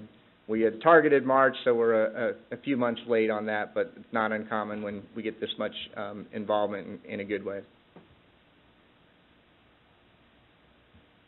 Specific to the engagement, these are just some of the steps throughout the process. Our first meeting was the initiation meeting held here in March of 2015. We then had two public open houses at two different phases in the project. One, to kick off the project and hear what issues were from the community. And then in October of last year, once we had gotten a lot further in our analysis, we had the discussion papers that I'll talk about in a minute, that we had another public open house where we kind of touched base with general stakeholders of the community if we're on the right track or not. We worked with an advisory committee of couple members of your Planning Commission, members of the BZA, and members of the development community. We met periodically through the issues and initial draft phase, 5 meetings at least that I counted. We did a presentation to the Gardner Rotary Club. Technical committee, which is basically staff and department heads, met frequently through the initial draft and final draft stages. Then when we got to the final draft, the Planning Commission held 5 different work sessions where they chunked off different articles and poured through them in depth and gave us direction on things that needed to be tweaked, updated, amended. And then they had their public hearing at their May 24th meeting where they recommended approval of the adoption with some revisions which were incorporated in what you saw. And then we also had a developers workshop in this meeting about 2 weeks ago, June. Actually, I might have the date wrong. It was the 3rd. It was the Friday, that first Friday in June, where some developers were present to see a similar presentation here and talk about how the code can help with certain projects. I mentioned the economic development strategy adopted in 2014. Those are the 5 main goals of that strategy. What's significant to the development code is there's a very strong what we would call place-making element to that idea that creating places that people like to spend time in, whether that's your downtown or whether it's new areas, it's also good for business. So from a planning standpoint, we knew that those had a direct relevance to your comprehensive plan and development code. That idea that building value in the community is very strong in that economic development strategy. It wasn't just all about creating retail and creating revenue. There was a significant physical component to that and quality of life component to the economic development strategy. The comprehensive plan has these 7 main themes that were our marching orders of what we assessed your current regulations against, and identified ways that the code needed to be strengthened to implement some of these concepts. With that work that was done prior to us coming on board, we then created the plan conformance report, and this, not necessarily legible, but this document's online. This was the first document we created. It was our independent analysis of your current development regulations. What's growing across the top there are the 7 main themes from your comprehensive plan. We then broke them into subtopics that are most impacted by development regulations, and then what we did was we went through section by section of your subdivision regulations, zoning, ordinance, and the design guidelines, and gave a kind of a rule of thumb envelope of, or back of the envelope assessment of how well that section implemented the concepts or not. 1 being weak and needed to be changed, 5 being very strong and didn't need to be changed and need to be carried over. And so that just gave us something to work from of where we wanted to make changes and things that we needed to fix in your current regulations. Hey, Chris, could I Yes. stop you on that one for a second? You can go back. I mean, I look at this, I see a lot of 1s and 2s. I mean, is this just an evolution in city planning practices over the years? Absolutely, yeah. That's why there's no science to our assessment. It's just literally a 1 to 5 and what things are, and to be honest with you, some things that are 1s necessarily needed to be a 1. You know, not everything that's in your plan can be implemented true to form, so there might be reasons for it being a 1, and we just recognize from a physical planning standpoint there's going to be a conflict there from what you've stated, and then this just alerts us to, is it a problem or not? Okay. But yes, the answer is not uncommon. We do these types of projects all the time. Codes that haven't been updated in, 15, 20 years or more, they're bound to have plenty of conflicts with what your more recent physical planning and policy goals are. Fantastic, thank you. From that plan conformance report, we developed the issue papers. We landed on these topics, and those are things that we took out for broader community discussion rather than getting the stakeholders diving down into the nuances of language of development codes. We talk about these planning concepts at a higher level, and we landed on these 6 topics from that document that was just up, the things where maybe there seemed to be the biggest problems or the most amount of 1s, or the things that were critical things to the plan that had, 2s and 3s, and we wanted to strengthen them. And so what these papers did was we identified what your plan said about that particular topic, what your current regulations said, and then what some different options for approaching it from a regulation standpoint were, whether that's, being more progressive and aggressive on things or being more reactive. And so we use that to have broader public discussions with both our steering committee and the public at large.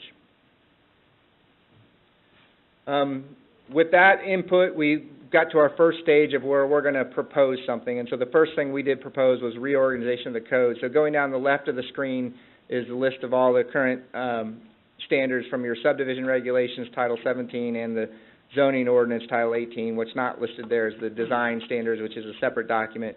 But basically, we kind of filtered everything into this framework of the 10 articles, a more logical, organized framework of how you approach development and design.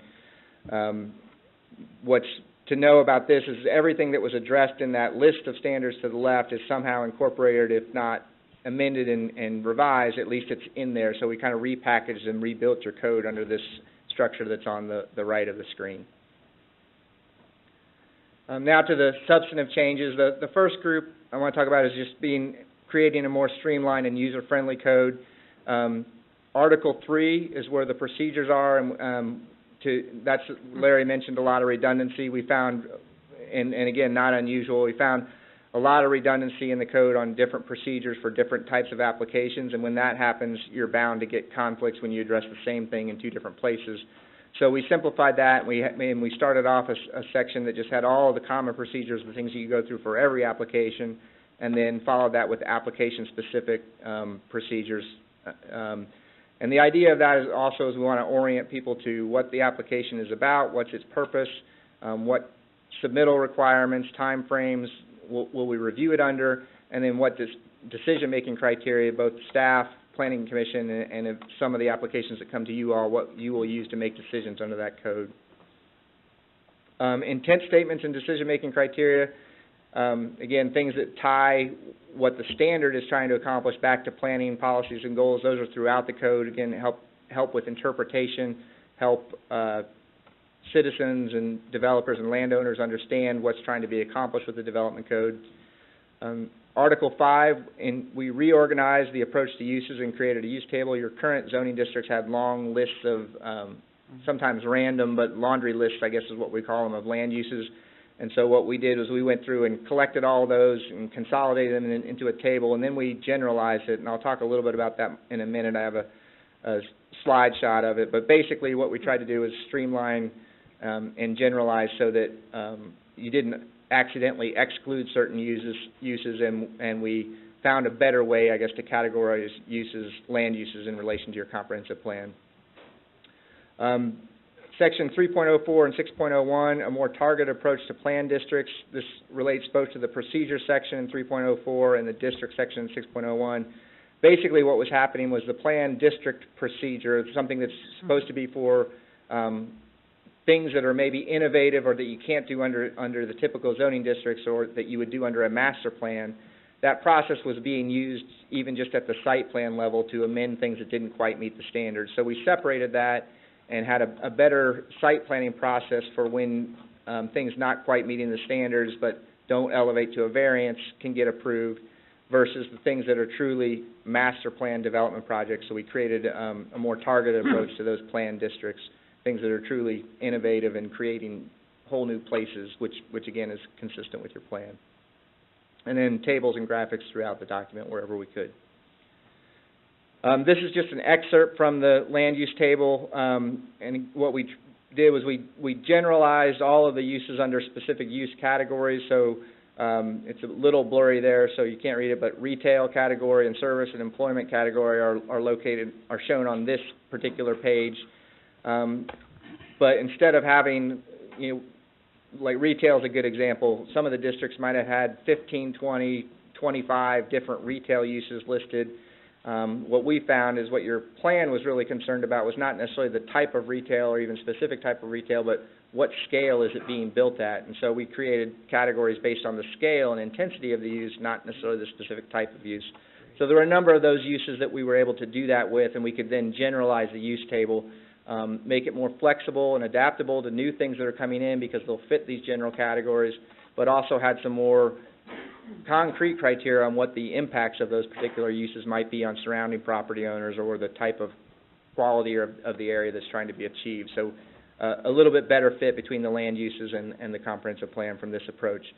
Plus just consolidating it into a table gives, all of the zoning districts are reflected here. So in 4 to 5 pages, a user can search for the types of uses they would be looking for and sort of identify which zoning districts will meet their needs for a particular proposal.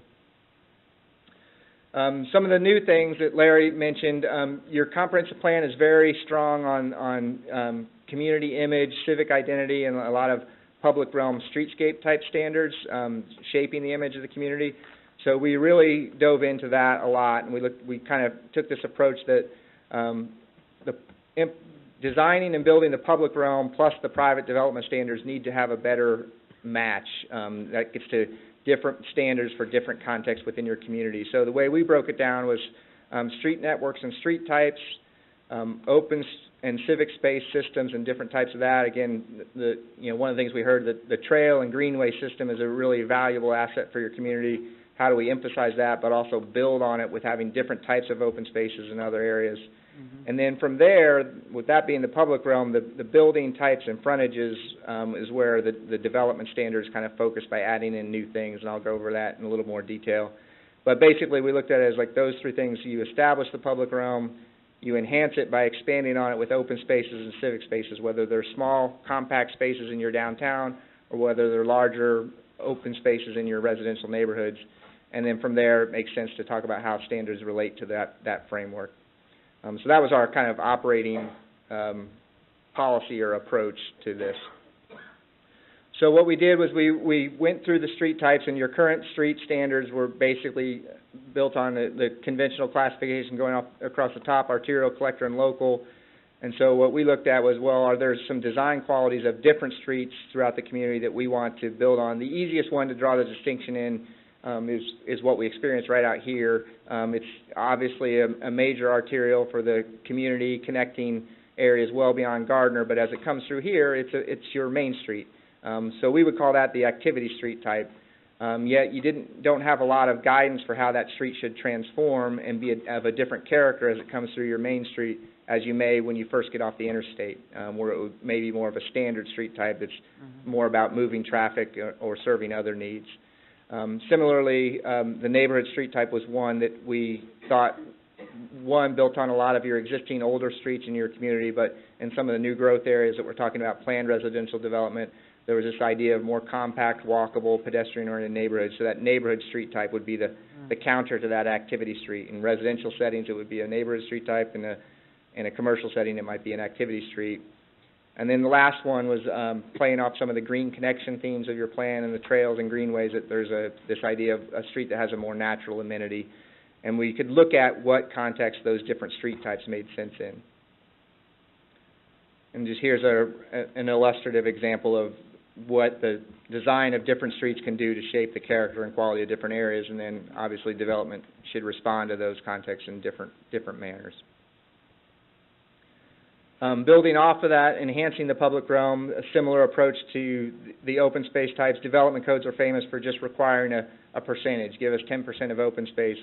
Well, what happens is you're kind of left with the leftover space, and it's not really designed to serve any particular purpose. It's just meeting a requirement, and it's remnant spaces. And so we wanted to really put some of these spaces at the forefront of how a development's planned and laid out, recognizing that 10% may be too small in some areas, but it also may be far too great in other areas. So running from left to right, the idea of more larger natural open areas, and to the right, more compact, well-designed areas. Development should get as much credit for creating that small space as they may for having a larger landscaped open space, depending on the context. And then so identifying where those made sense in different parts of your community as well. And here are just some aerial examples of some of those different types of spaces as well.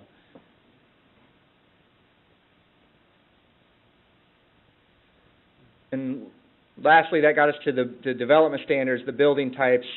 This approach first started out as our strategy for in and around downtown. The idea of doing smaller scale infill projects that maybe have a greater density, and recognizing that none of your current zoning districts really handled that well. Your highest density residential districts actually would start to require larger and larger buffers as the density went up, and that made it not possible to do some of the smaller projects that you needed on blocks in and around downtown. So in the planning profession, there's this approach of going more towards regulating by building type rather than just purely density. So what started out as a strategy just for downtown, we kind of broadened because we thought it had a chance for working in some of the new and master plan residential communities as well. Another big benefit of this, the housing choices component of your master plan was very strong, and that was one of our issue papers. So that led us to expanding this approach where the regulations would be keyed towards different standards for different types. So what we did was we took all of your existing zoning districts and broke them out and sort of pinned each zoning district to its most appropriate building type. So those are shown in this table here. It may be a little bit difficult to read, but I think there's handouts available as well.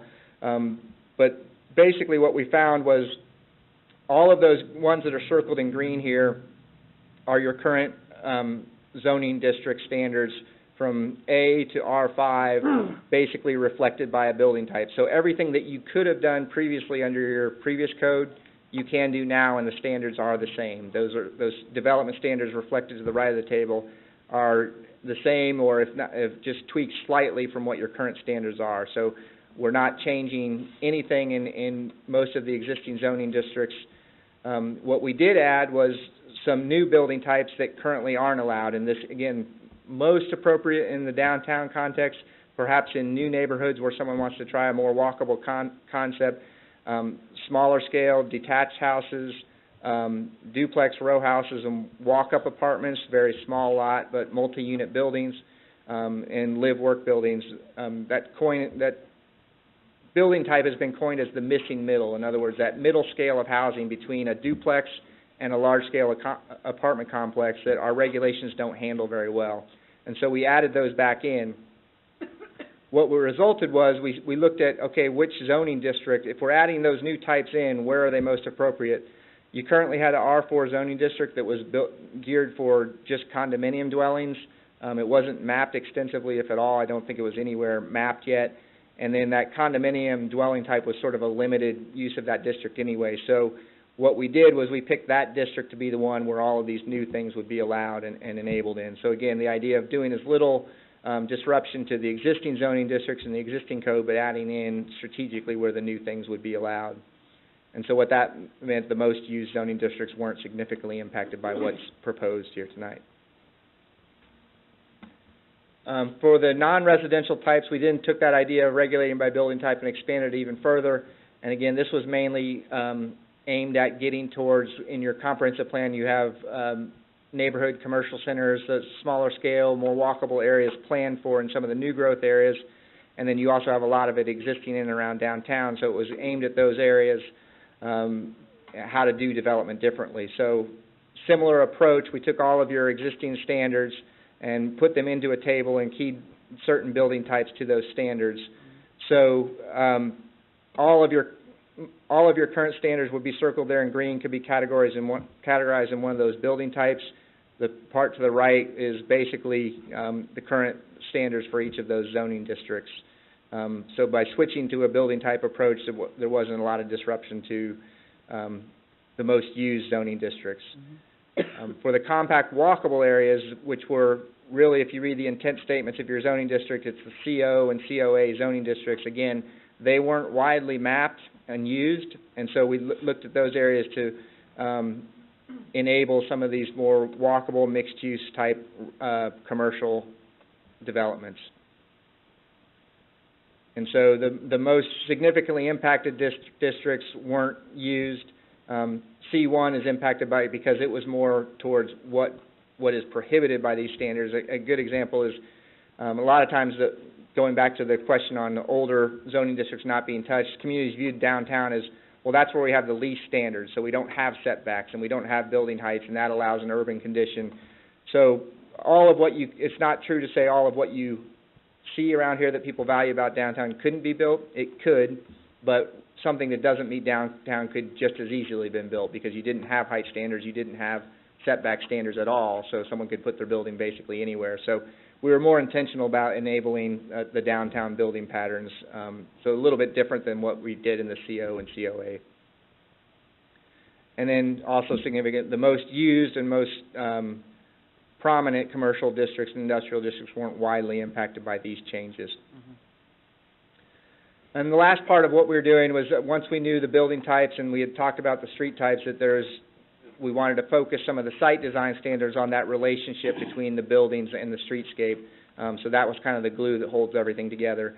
So what we did was we came up with several different frontage types that detailed how you landscaped, how you dealt with the site design and orientation of buildings and building footprints.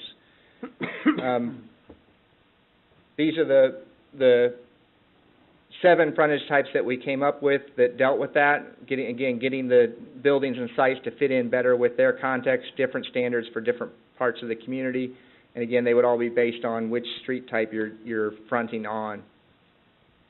Some examples of those in an aerial perspective, they deal with everything that's more conventional approaches on the left side, where the site design standards are more about buffering and screening and separating things, to going all the way to the right side. As you get into more urban conditions, it's more about how the site relates to the street rather than necessarily buffering and screening and separating things, and a range of variations in between.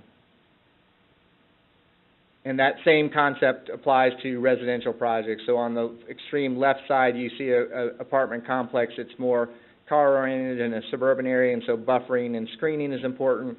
On the extreme right side of the screen, you see an apartment project or a small apartment project that's built around a courtyard and relating to the streetscape, so on a very small lot, and then ranges of that in between as well. I do have some images of some of the different residential frontage types that, the standards we developed were based on looking at prototypes of these existing in places, a lot of them throughout the Johnson County area as well. And it all kind of goes to how, again, what's likely to front on a certain street type will determine how you orient and design your site. So it goes from everything from a buffer to a more typical suburban residential frontage to then a lot of when we got into the smaller scale housing formats, it becomes more important to look at how it relates to the streetscape because the lots were getting quite narrow, so how you access it, where you place your garage, those types of things become more important. So again, this is probably most relevant or familiar in your older downtown neighborhoods, but it would also be consistent with some of the things that we're planned for in the new growth areas. And then getting all the way to a more urban frontage or a terrace, and then a courtyard pattern. So we want to enable all those options for different contexts, so it'll give you flexibility. That's a quick, high-level summary of all the concepts in here, and I'm happy to dive into any details or questions you might have.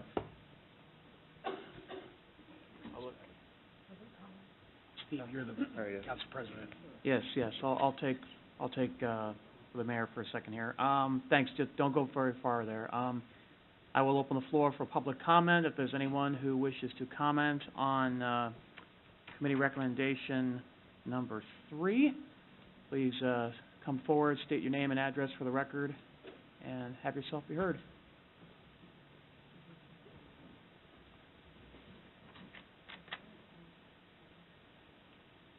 With no one coming forward, any questions or comments on this business item from the dais? I would just like to acknowledge publicly that the amount of work that this represents.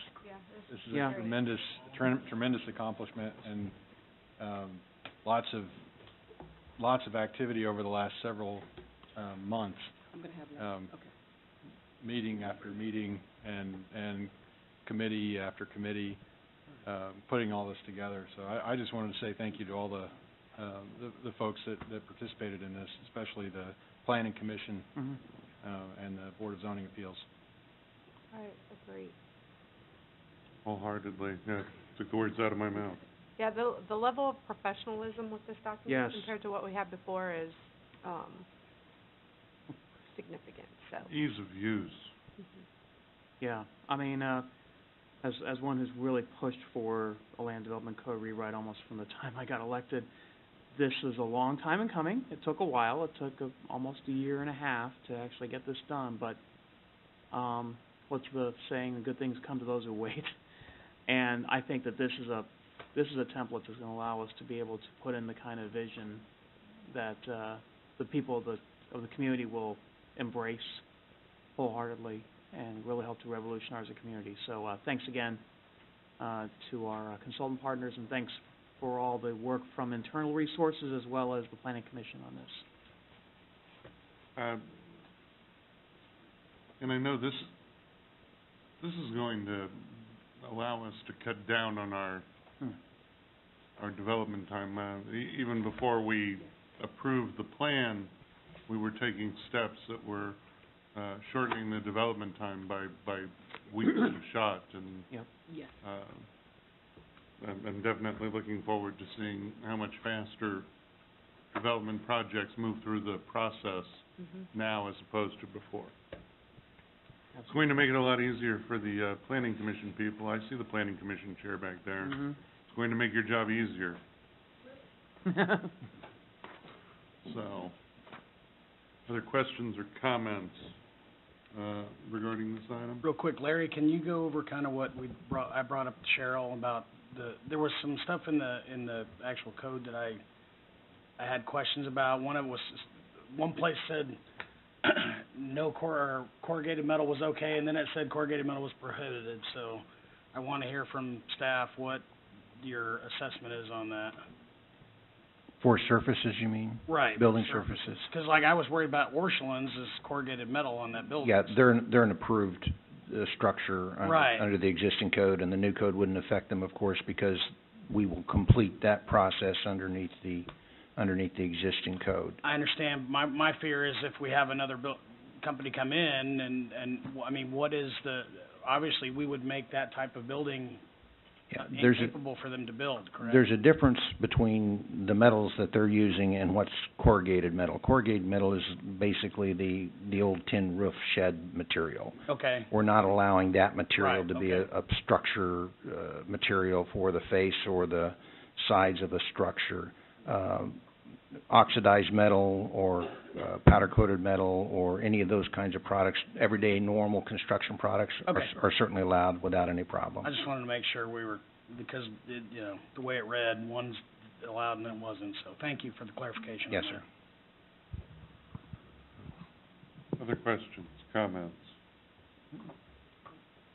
If not, I'd entertain a motion on, ordinance number 2518. So moved. Second.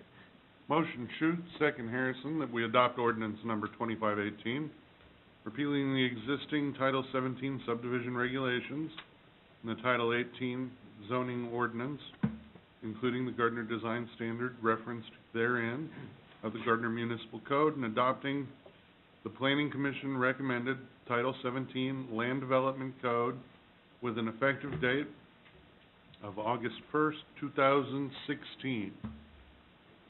City Clerk, can you call the roll? Councilmember Harrison? Yes. Councilmember Melton? Yes.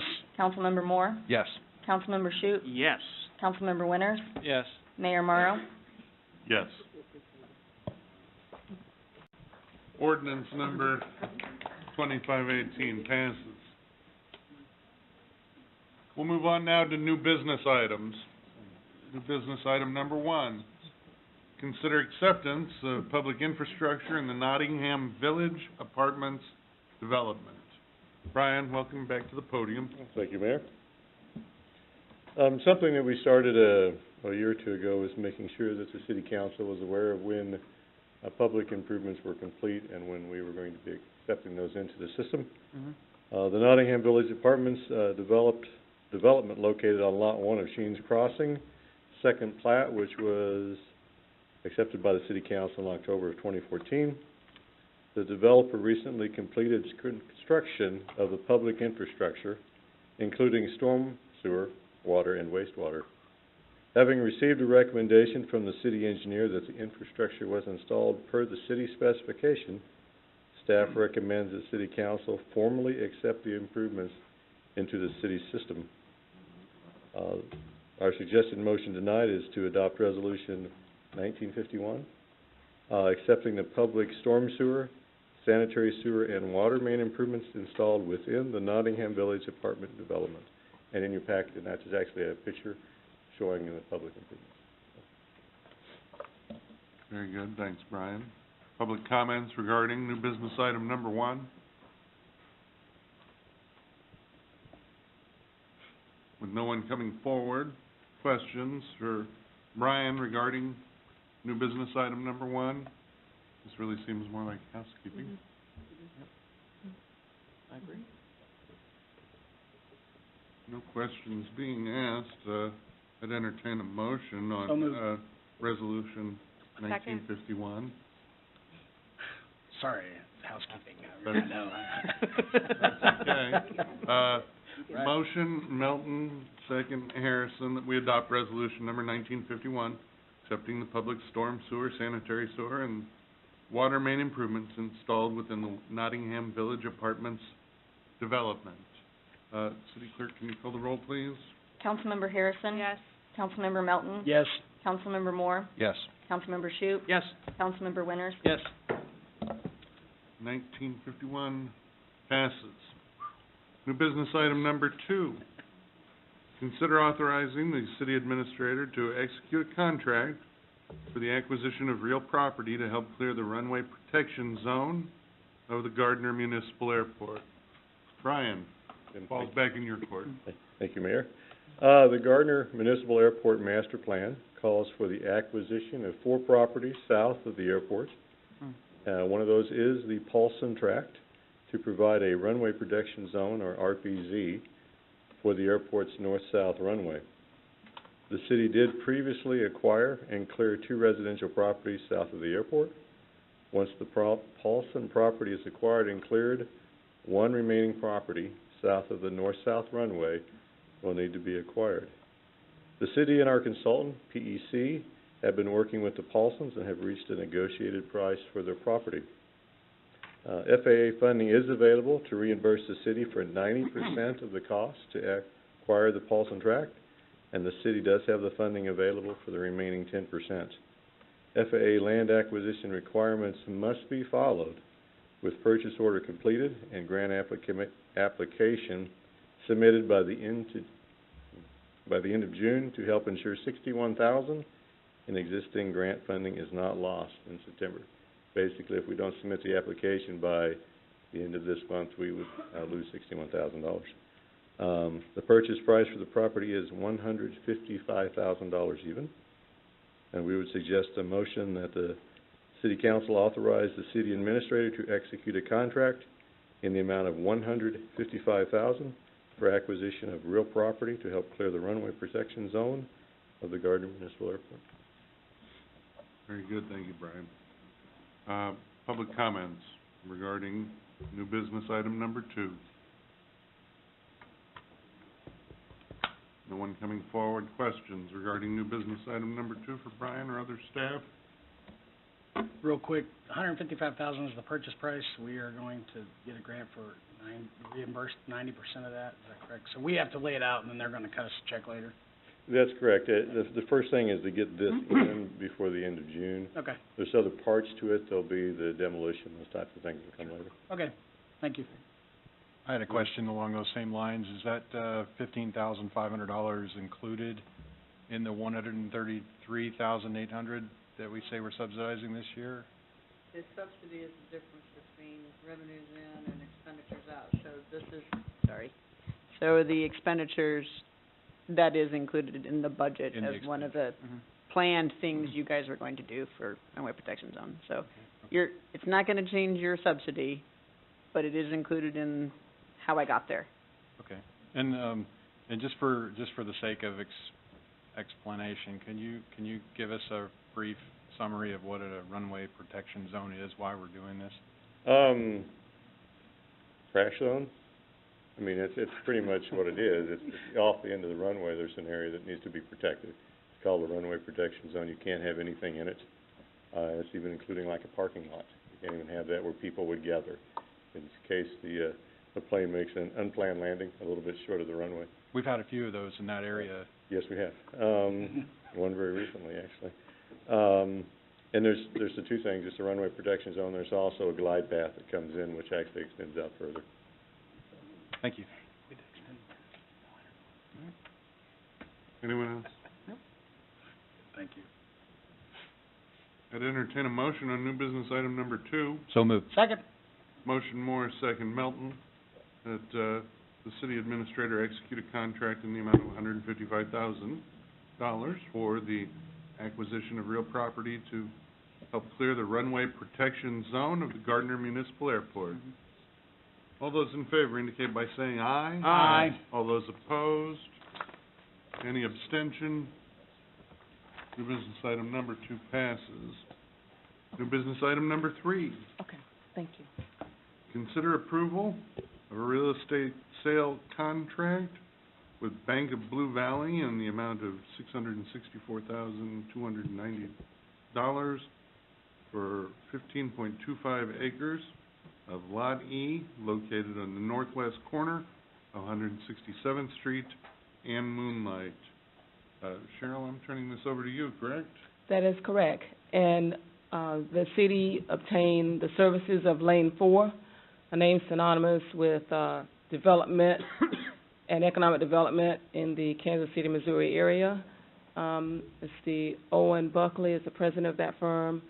They negotiated the agreement we have in concert with our city attorney, and we have Mr. Buckley's son here, Wes Buckley, to review and present to you the contract that we have for entering into sale.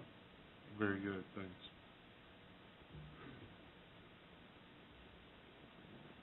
Thank you, Cheryl.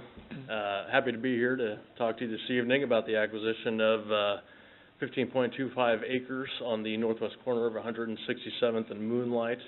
Cheryl engaged us several months ago to go out and find a site for a new police station for the city of Gardner. That site was going to be 5.25 acres. That was later expanded to 10 acres for the total of 15.25 in the contract that you have before you. Once we were given the task, we engaged in a very rigorous site selection process, looking all around the city. I worked with Owen Buckley, who is the president of Lane 4. He apologizes that he couldn't make it here tonight. He wanted to be here, but he had a business engagement that he was unable to avoid. So we looked all over the city. Basically, our process was to look at every single piece of ground that even resembled something that might work for this. We got all the information together. We went and talked to Cheryl about it, narrowed it down further, and we came up with about 6 areas of town and about 15 to 20 total sites that we were looking at. Once we had narrowed it down to that many sites, we started to engage with property owners. Throughout this whole process, at Cheryl's suggestion, we maintained the complete confidentiality of the city as the purchaser. We wanted to avoid the situation where we were dealing with a seller who felt they were dealing with someone who had unlimited funds, essentially, to come and purchase property. So the city was not disclosed to any of these owners that we talked to. Once we got all that information, we put together a detailed site selection analysis document, which we submitted to Cheryl. We went over it, went over all the sites. By that point, we had all the pertinent information on each one and narrowed it down to the one that we wanted to go ahead and pursue. So at that point, we put together an offer letter, which was presented to the City Council several months ago, and was approved under a certain offering price. And I think it was at that point that it was expanded to the 15.25 acres instead of 5.25. We put together the offer, submitted it to the seller. We were able to negotiate a deal. We worked with McEnany, Van Cleve, and Phillips to come up with the purchase contract. And now we are at the point where the seller has agreed to it, and we're ready to move forward with the deal. We feel that we have found the best site in the city of Gardner for this facility. It's got excellent access. The price is very good compared to other land sale comparables that are out there, and we feel that this is the ideal place for future municipal facilities. Okay. All right. Wes, thanks. We might contact you for a couple of further questions, but maybe not. We do open the floor at this time for public comments. If there's anybody in attendance that would like to make public comment? No comment, just a question. What was the specific location of the property? It's at the northwest corner of 167th and Moonlight. It is 15 acres which surrounds the Gardner Church of the Nazarene. North? Yeah, north and west. So, wraps around the property, basically. Yeah. Next time you're gonna have to approach the podium. Slacker. Jerry is a fixture in council chambers, and he gets a little leeway on occasion. Yeah. For the record, those at home on YouTube, he apologized. Yes. Questions for Cheryl, Mr. Buckley, or any of the other staff on hand? I have a question. Go ahead. How are we gonna pay for this?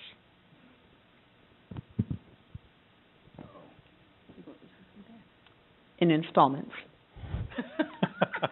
We will not be writing a check for one big fell swoop. And if we do, we're gonna have to reimburse there. I made a call to, Kutak Rock last week, and they're working on, you could see, something through your PVC. You could see something, it will not qualify for general obligation bonds, so we will have a plan soon. Okay. They are aware. And I'm not asking that because I have any opposition. I'm asking just because I want to make sure that folks are aware that Right. We have a plan for this. Yeah. That this is a $664,290 investment. One of which we will expend some currency for, but on the other hand, we'll have an asset for the city. Right, and land doesn't depreciate, and and we land can doesn't string it out for probably 30 years, and that's, at that price, over 30 years, it becomes very manageable. The key to this property to me is that we'll have, the law enforcement community in this town will have a place to call home for the next 80 years, maybe. Even if we have to build And- a tent. And, well, to be honest, there's some people who believe that a tent would be better than what they're currently at on Main Street, but I think this is the start, and within a few years, we will be ready to establish a real, first-class law enforcement facility. And I see some field exercises out there in the interim. Well, and not just a police station, but a full-service justice center. Yes. One of these days, it'll be very nice to be able to come in on a Wednesday and not have to deal with the municipal court crush. Yes. Which is ongoing. Do want to thank, the people at Lane 4, Mr. Buckley, for helping us with this project. I love the location. If we're putting a justice center someplace in Gardner and you can look and see the Johnson County Jail from there, it doesn't get a whole lot more convenient than that. But we appreciate the work that you and your partners there at Lane 4 did for the city's behalf. Thanks so much. That'll be the safest church in town, right? Yeah. So, any other questions, comments? If not, I'd entertain a motion on new business item number 3. So moved. Second. Motion, Shute, second, Melton, that we authorize the city administrator to execute a real estate contract with Bank of Blue Valley, the amount of $664,290 for 15.25 acres of Lot E located on the northwest corner of 167th Street and Moonlight Road.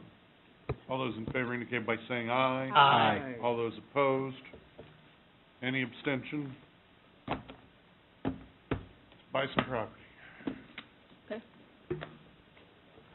Last new business item, number 4, consider appointment of a city prosecutor. This is my agenda item. You all have seen the resume of Corey Kenny, our prospective appointee. We worked very closely with Alan on identifying prosecutors, as municipal court functions fall under the umbrella of city finance. Alan and Laura Gorley, the finance director, assisted with the interviews. We've chosen an exceptionally qualified individual that served as senior city prosecutor in Lenexa prior, moved into private practice and is now willing to come on board as one of our part-time city prosecutors. So, public comment regarding new business item number 4. We're getting real close here, so, questions from council regarding new business item number 4. I'd entertain a motion on new business item number 4. So moved. Second. Motion Moore, second Harrison, that we appoint Corey Kenny as city prosecutor effective June 21st, 2016. All those in favor indicate by saying aye. Aye. All those opposed? Any abstention? We have a new city prosecutor. No executive session this evening, so we'll move to council updates. Staff, do you, well, we'll do reverse this time. Council, do you have anything? No? I'll reverse it again. Staff, do you have anything for council? We'll start over here, Chief. Okay. Jeannie, I know you have something. Yes, Mayor, I wanted to provide an update on the activities of the ADA Advisory Committee. They have met 4 times since its inception, with their first meeting in February. And I just want to go over some of the work that they've been talking about, that they're working on. One of those items is a gap analysis. At the last meeting, they decided that they would move forward with getting bids for a self-evaluation and transition plan. This is something that's required by law for the city to have. And that will include city buildings that are open to the public and city parks. Also looking into working with a public university to provide short and long-term recommendations in the areas of infrastructure, public awareness, culture and recreation, public transit and mobility, and healthcare. This would be something that we could kind of frame up as a report to identify other areas of gaps and a plan for how to implement solutions to that. One of the items that's a work in progress that you know about is the CDBG project at the Senior Center, which will make it ADA compliant. We've also been working on improvements to public rights-of-way and sidewalks. The Streets, Sidewalks, and Water Advisory Committee has completed the analysis and prioritization of gaps in sidewalks. We're also currently working on an analysis and prioritization of existing sidewalks needing repair, which includes ADA ramps. When new sidewalks or ramps are built or existing sidewalks and ramps are repaired, they will be built ADA compliant. The ADA Committee and the Streets, Sidewalk, Stormwater Committee will be meeting on July 20th at 6 p.m. as a joint meeting to discuss the next steps in this work.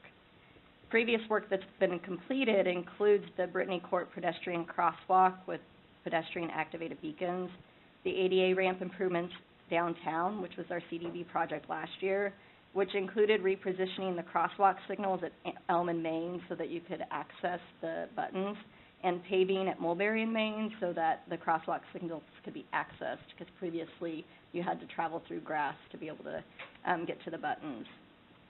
Council also previously ordered that the sidewalk in front of the old Casey's on Main Street be reconstructed after a citizen petition was received. There's also been signalization and ADA improvements at 83rd and Center, Main and Center, and Lincoln and Moonlight. Another area that we're working on is communications, and in the coming months, I'll be working with the communications manager to develop a media awareness campaign and educate citizens on the programs and services provided by other government and nonprofit agencies, including the services that Johnson County provides for the disabled community, making sure that information is on our website and that we know how to communicate that information to the people who need it. Also educating businesses and citizens on the importance of snow and ice removal. We're planning to kind of do a campaign on that closer to the winter, probably in November, just reminding them of the importance and how that affects the disabled community. Previous work on the communications front includes the Crosswalk Safety Campaign in 2015. Another campaign is scheduled for August 2016. And then we've also put message boards at the crosswalks around the city several times throughout the year to remind people to stop when there's somebody in the crosswalk. At our June 15th ADA meeting, Mr. Carson was present and brought up several concerns. He expressed concerns with the accessibility of city-sponsored events, including Festival on the Trails and the upcoming July 4th event. Staff is working to ensure there is accessible parking for the 4th of July event and communicating that on the website, and that information has already been updated there. We're also working on making sure that there's just appropriate signage and that people know where to go. He expressed concern with the stoplight at Center and Madison being past the crosswalk. I spoke with the Public Works Director about that, and that section of roadway will be improved as part of the 2016 Pavement Management Program, and that will be corrected at that time. He expressed concerns that staff does not listen to him. Mr. Carson did not communicate any of his concerns directly with the ADA coordinator regarding these items prior to the ADA advisory committee meeting. Also, as the ADA coordinator, I have not received any requests for reasonable accommodation and no grievances have been filed. The ADA committee is working diligently toward creating an accessible city. I will absolutely echo every word that Jeannie has said. She's done a tremendous job as an ADA coordinator, and I know that we're getting some pressure, but that's all right. That's why we're there. Thank you for putting that together. Yes, That's a lot of effort there. Thanks. It will get better over time. Laura? No, sir. Brian? Cheryl? No. Gons? No, sir. Alan? Larry? I'm just sure that you're all on your edges of your seats wanting to know how many fireworks tickets you have. That's my question. But I'll refrain so Rich can ask. Okay. And Rich, do you want to ask? You know Just what, ask. Larry? I was just wondering, how many people have signed up to run fireworks stands? We have 5 applications, sir. Sorry. And the next step on that process actually is they've turned in all their everything and all their monies, and we now are actually going through the process of spot location of where the tents will be, just to check all the setbacks and everything, and that'll be done. And then once that's done, then they actually have to set their tents up with product, because the fire marshal has to inspect with product in place. Mm-hmm. And that's to make sure that they have the proper doorway widths and aisle widths and all those different things. So that'll be the next 2 things that we're getting done.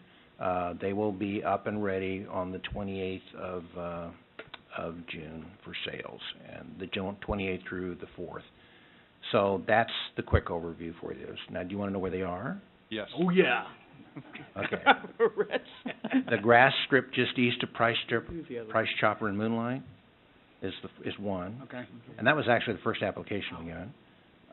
There will be one located out at TradeNet in their parking lot, out in the big paved parking area away from the front of the building. There'll be one, and this one is a bit tricky in location, but it'll be by Tumbleweeds, between Tumbleweeds and Pizza Hut. Then there'll be one on Mr. Gay's property across from the police department in that grass strip area there. And then we'll have one out west to the south of the North Star Convenience. Oh, awesome. Do we have any idea what kind of sales tax revenue we'll pull off of that? Will it be $133,800? They may sell that much product. That'd be darn convenient. Right. But we don't know, sir, no. If they sell that much, we're probably going to have to extend a few days and shooting fireworks out there. Trying to pay for the airport. Ordinances have been established, Rich. All right. Brian? Nothing, Mayor. Council have anything for staff? Lee? Just had one question about pool passes and for committee members. We had one committee member who has a special circumstance, he's not able to use the pass, wanted to pass it on to his grandkids. But we have a policy in place that prevents that from happening. So I wonder if we could revisit that at some point in the near future. Yeah, I mean, that's up to the consensus of council. I mean, I don't know, we've had the same policy in place for 2007. Yeah, as long as any of us have been serving here, Yeah. so, I mean, if consensus council wants to, look at doing that, that's, right now it is, whoever gets the pass plus family members as long as they're 18 or younger. The grandkids, I don't know, that's, well, I think this one will probably personally, I'm not so inclined, but, if the consensus of the council. I wouldn't be so inclined either, other than the fact that I know that, this is an incentive for people to volunteer, with the city and help us take care of business. And there are a lot of family situations, where grandparents are raising children nowadays, so it's just one of those things that seems like a pretty quick and easy thing that we could do to accommodate. So, let me get this straight. Are we looking for a revision of the current definition of a direct relative or a direct family member? Yeah, Because right now, a direct family member is children living in the house. Right, there's. Correct. 18 and Well, under. 18 and under, yes. Well, why couldn't we just say, if you get a pass, let's just say it's up to 5 people, you can give it to whoever you, I mean, if I don't so I get a pool pass every year. I don't use it. But if I could give that to a family who needs it or what have you, what's the difference Right. between that or giving it to your grandkids? Well, in this specific instance, the person we're talking about, I would look at it as if they have a medical condition, they could pass it. Because if they're not using it, they're volunteering, but. I think that's putting too much of a criteria on it. This needs to be open and easy. Is this established, I mean, this is an internal policy, I would imagine? No, sir. It's, was Established by adopted by council in 2007, and it speaks specifically to, what immediate family members are in the policy. My limit is 5 on Right. That is correct. Yeah, I know. You're speaking to a man with 6 kids. But of course, most of them aren't old enough, or too old to take advantage of the pass anymore. And the other one works at the pool, so whatever works. But I kind of wonder if maybe we ought to be thinking about keeping the policy the same, but allowing for Discretion at the from, city administrator level. I'm thinking Parks and Recreation Director level, but I mean, I'd be for that, because, I mean, I don't want everybody having just, hey, look, here's my passes, and. But aren't we creating a gray area by doing that? If we're saying that we're creating it and subject to revision at the discretion of the Parks and Rec Director, I think we are creating a gray area by just that definition. Yeah. I mean, if we're gonna do it, we probably the should water's have clear. an even application of that particular portion of the policy. So, this is this is for employees too, right? Yeah, So- employees in. It's employees, council Correct. members, and committee members. So, I mean, I think I kind of agree with Steve that if we're putting it out there for an internal department, then you have just potential for All kinds of good times. all kinds of conflicts. Yeah. which takes me back to, I don't know like it I don't know if we want to change it at all, but that's just my thought. I like to leave it as it is. That's my. I don't know, I've been Can we debating, it's a can of worms. I mean, can we set that, we have the 5-person limitation on the minors. That is correct. Why can't we just include grandchildren as one, as a 5? You're right. I didn't think of employees. I mean, I guess I'm kind of, even but employees, look at it, I mean, how many employees do we have that maybe don't have kids? Exactly. But they have grandkids or whatever? I mean, to Exactly. me, that's just a benefit. So I think if we can look at expanding it. To grandchildren, and that would fix the problem. Kids or grandchildren. Right. Any minors under the age of 18, they're kids or grandkids. Does Okay. that work? If that, some of the complaints we've received. In the mic. Some of the complaints we've received, at the front desk are that, people who are doing, are nannies, they can't get the pass. So, if you're gonna expand it, you might want to at least visit that to see if that's something you would be interested in. If you got a nanny, she can. Caregivers? Caregivers. Well, can we all agree just to send staff away to Look come up at with it. a policy? Yeah, let's look at some options and then Look at bring some them back. options. Yeah. add grandchildren, consider nannies. Oh. Report back.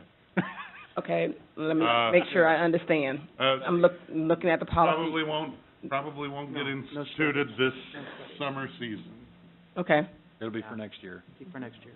So we got time, Yes. but we don't want to forget about it. It's not an emergency, but I'm sorry? Are there pool pass consultants?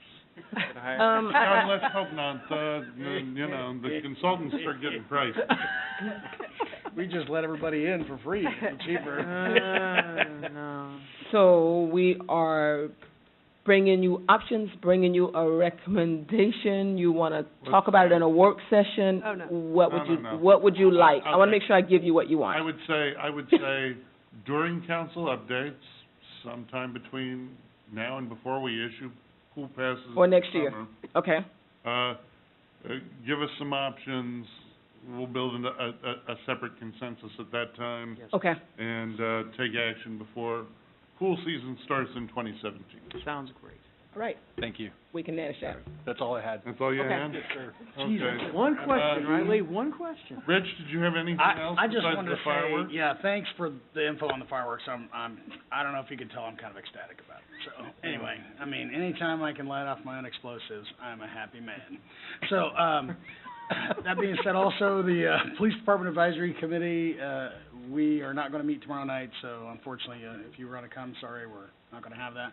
We are still looking to get our new person on there, but I've got Walter gone and with his resignation, and then, Casey's out of town, so we really didn't have anything on the docket anyway, so we just decided to push it off to the next one, so. And, I think that's all I have. Go fireworks. Okay. Just a quick, thank you. The Festival on the Trails was or a week and a half ago, and I think it went really well. If you're out there Saturday night, we had a huge crowd. So I really want to thank, everyone from the city that helped, Public Works, Electric Department, Public Safety. Everyone was very helpful, so we pulled it off again.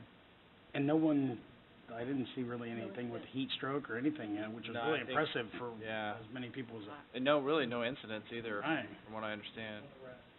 Yeah. For that crowd, that's, Yeah. Right, that was really good. yeah. Christine? I just had, so Mr. Carson talked about the audible indicator on the crosswalks. Is something, I mean, can we do something about that? Has it been looked at? Yeah, and Mr. Carson referenced, he contacted us in December.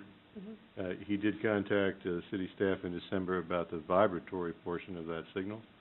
We did respond within 3 days that it is up and working. So we have both audible and, vibratory, at that location, at all of our new signals, we have that. I did, based on what I knew was coming this evening, I did contact, our operations to see if there's a way to increase the volume of the audible, because this was the first time I'd heard of that. And there is a way to do that, but right now it's set up to be just louder than the background noise. And so as the traffic increases, the volume automatically increases. If we move that set point up, it's gonna be a lot louder in off hours. And so, but we are talking to the manufacturer on that. Okay. Luckily, the people across the street. And then the other question I have, and Cheryl and I talked about this briefly last year, but, you know, with snow and ice removal specifically on sidewalks, I would like staff to look at and provide some options or costs associated with if the city removed snow on sidewalks on downtown on Main Street, which seems to be more heavily trafficked, rather than depending on the business owners to do that, what that would take and how much additional work that would be? Right now, the Parks Department, does the sidewalks in the immediate downtown area. Right. From a Public Works perspective, it's gonna be, depending on the snow event, substantially longer than 48 hours because we're still trying to clear the streets. Sure. So I don't wanna be pulling people off of not getting out of their cul-de-sacs to be, pushing the sidewalks. Okay. Steve? Got nothing. Well, Rich, curb your enthusiasm on the Right. fireworks thing. No way. You're like exploding over there. I know. well, I just want to thank, Brian and his team and Larry and Yeah. his team and everybody. We accomplished some important milestones this evening, and it's taken a lot of patience and diplomacy in some cases, Yes. and you're to be lauded and applauded for your efforts, I agree. Cheryl included, so, Here. yeah. And I'd entertain a motion to adjourn. So moved. Second. Motion Schutz, second Melton, that we adjourn. All those in favor indicate by saying aye. Aye. All those opposed? Any abstention? We stand in adjournment. I didn't realize that was, what it, Pretty good. out for you.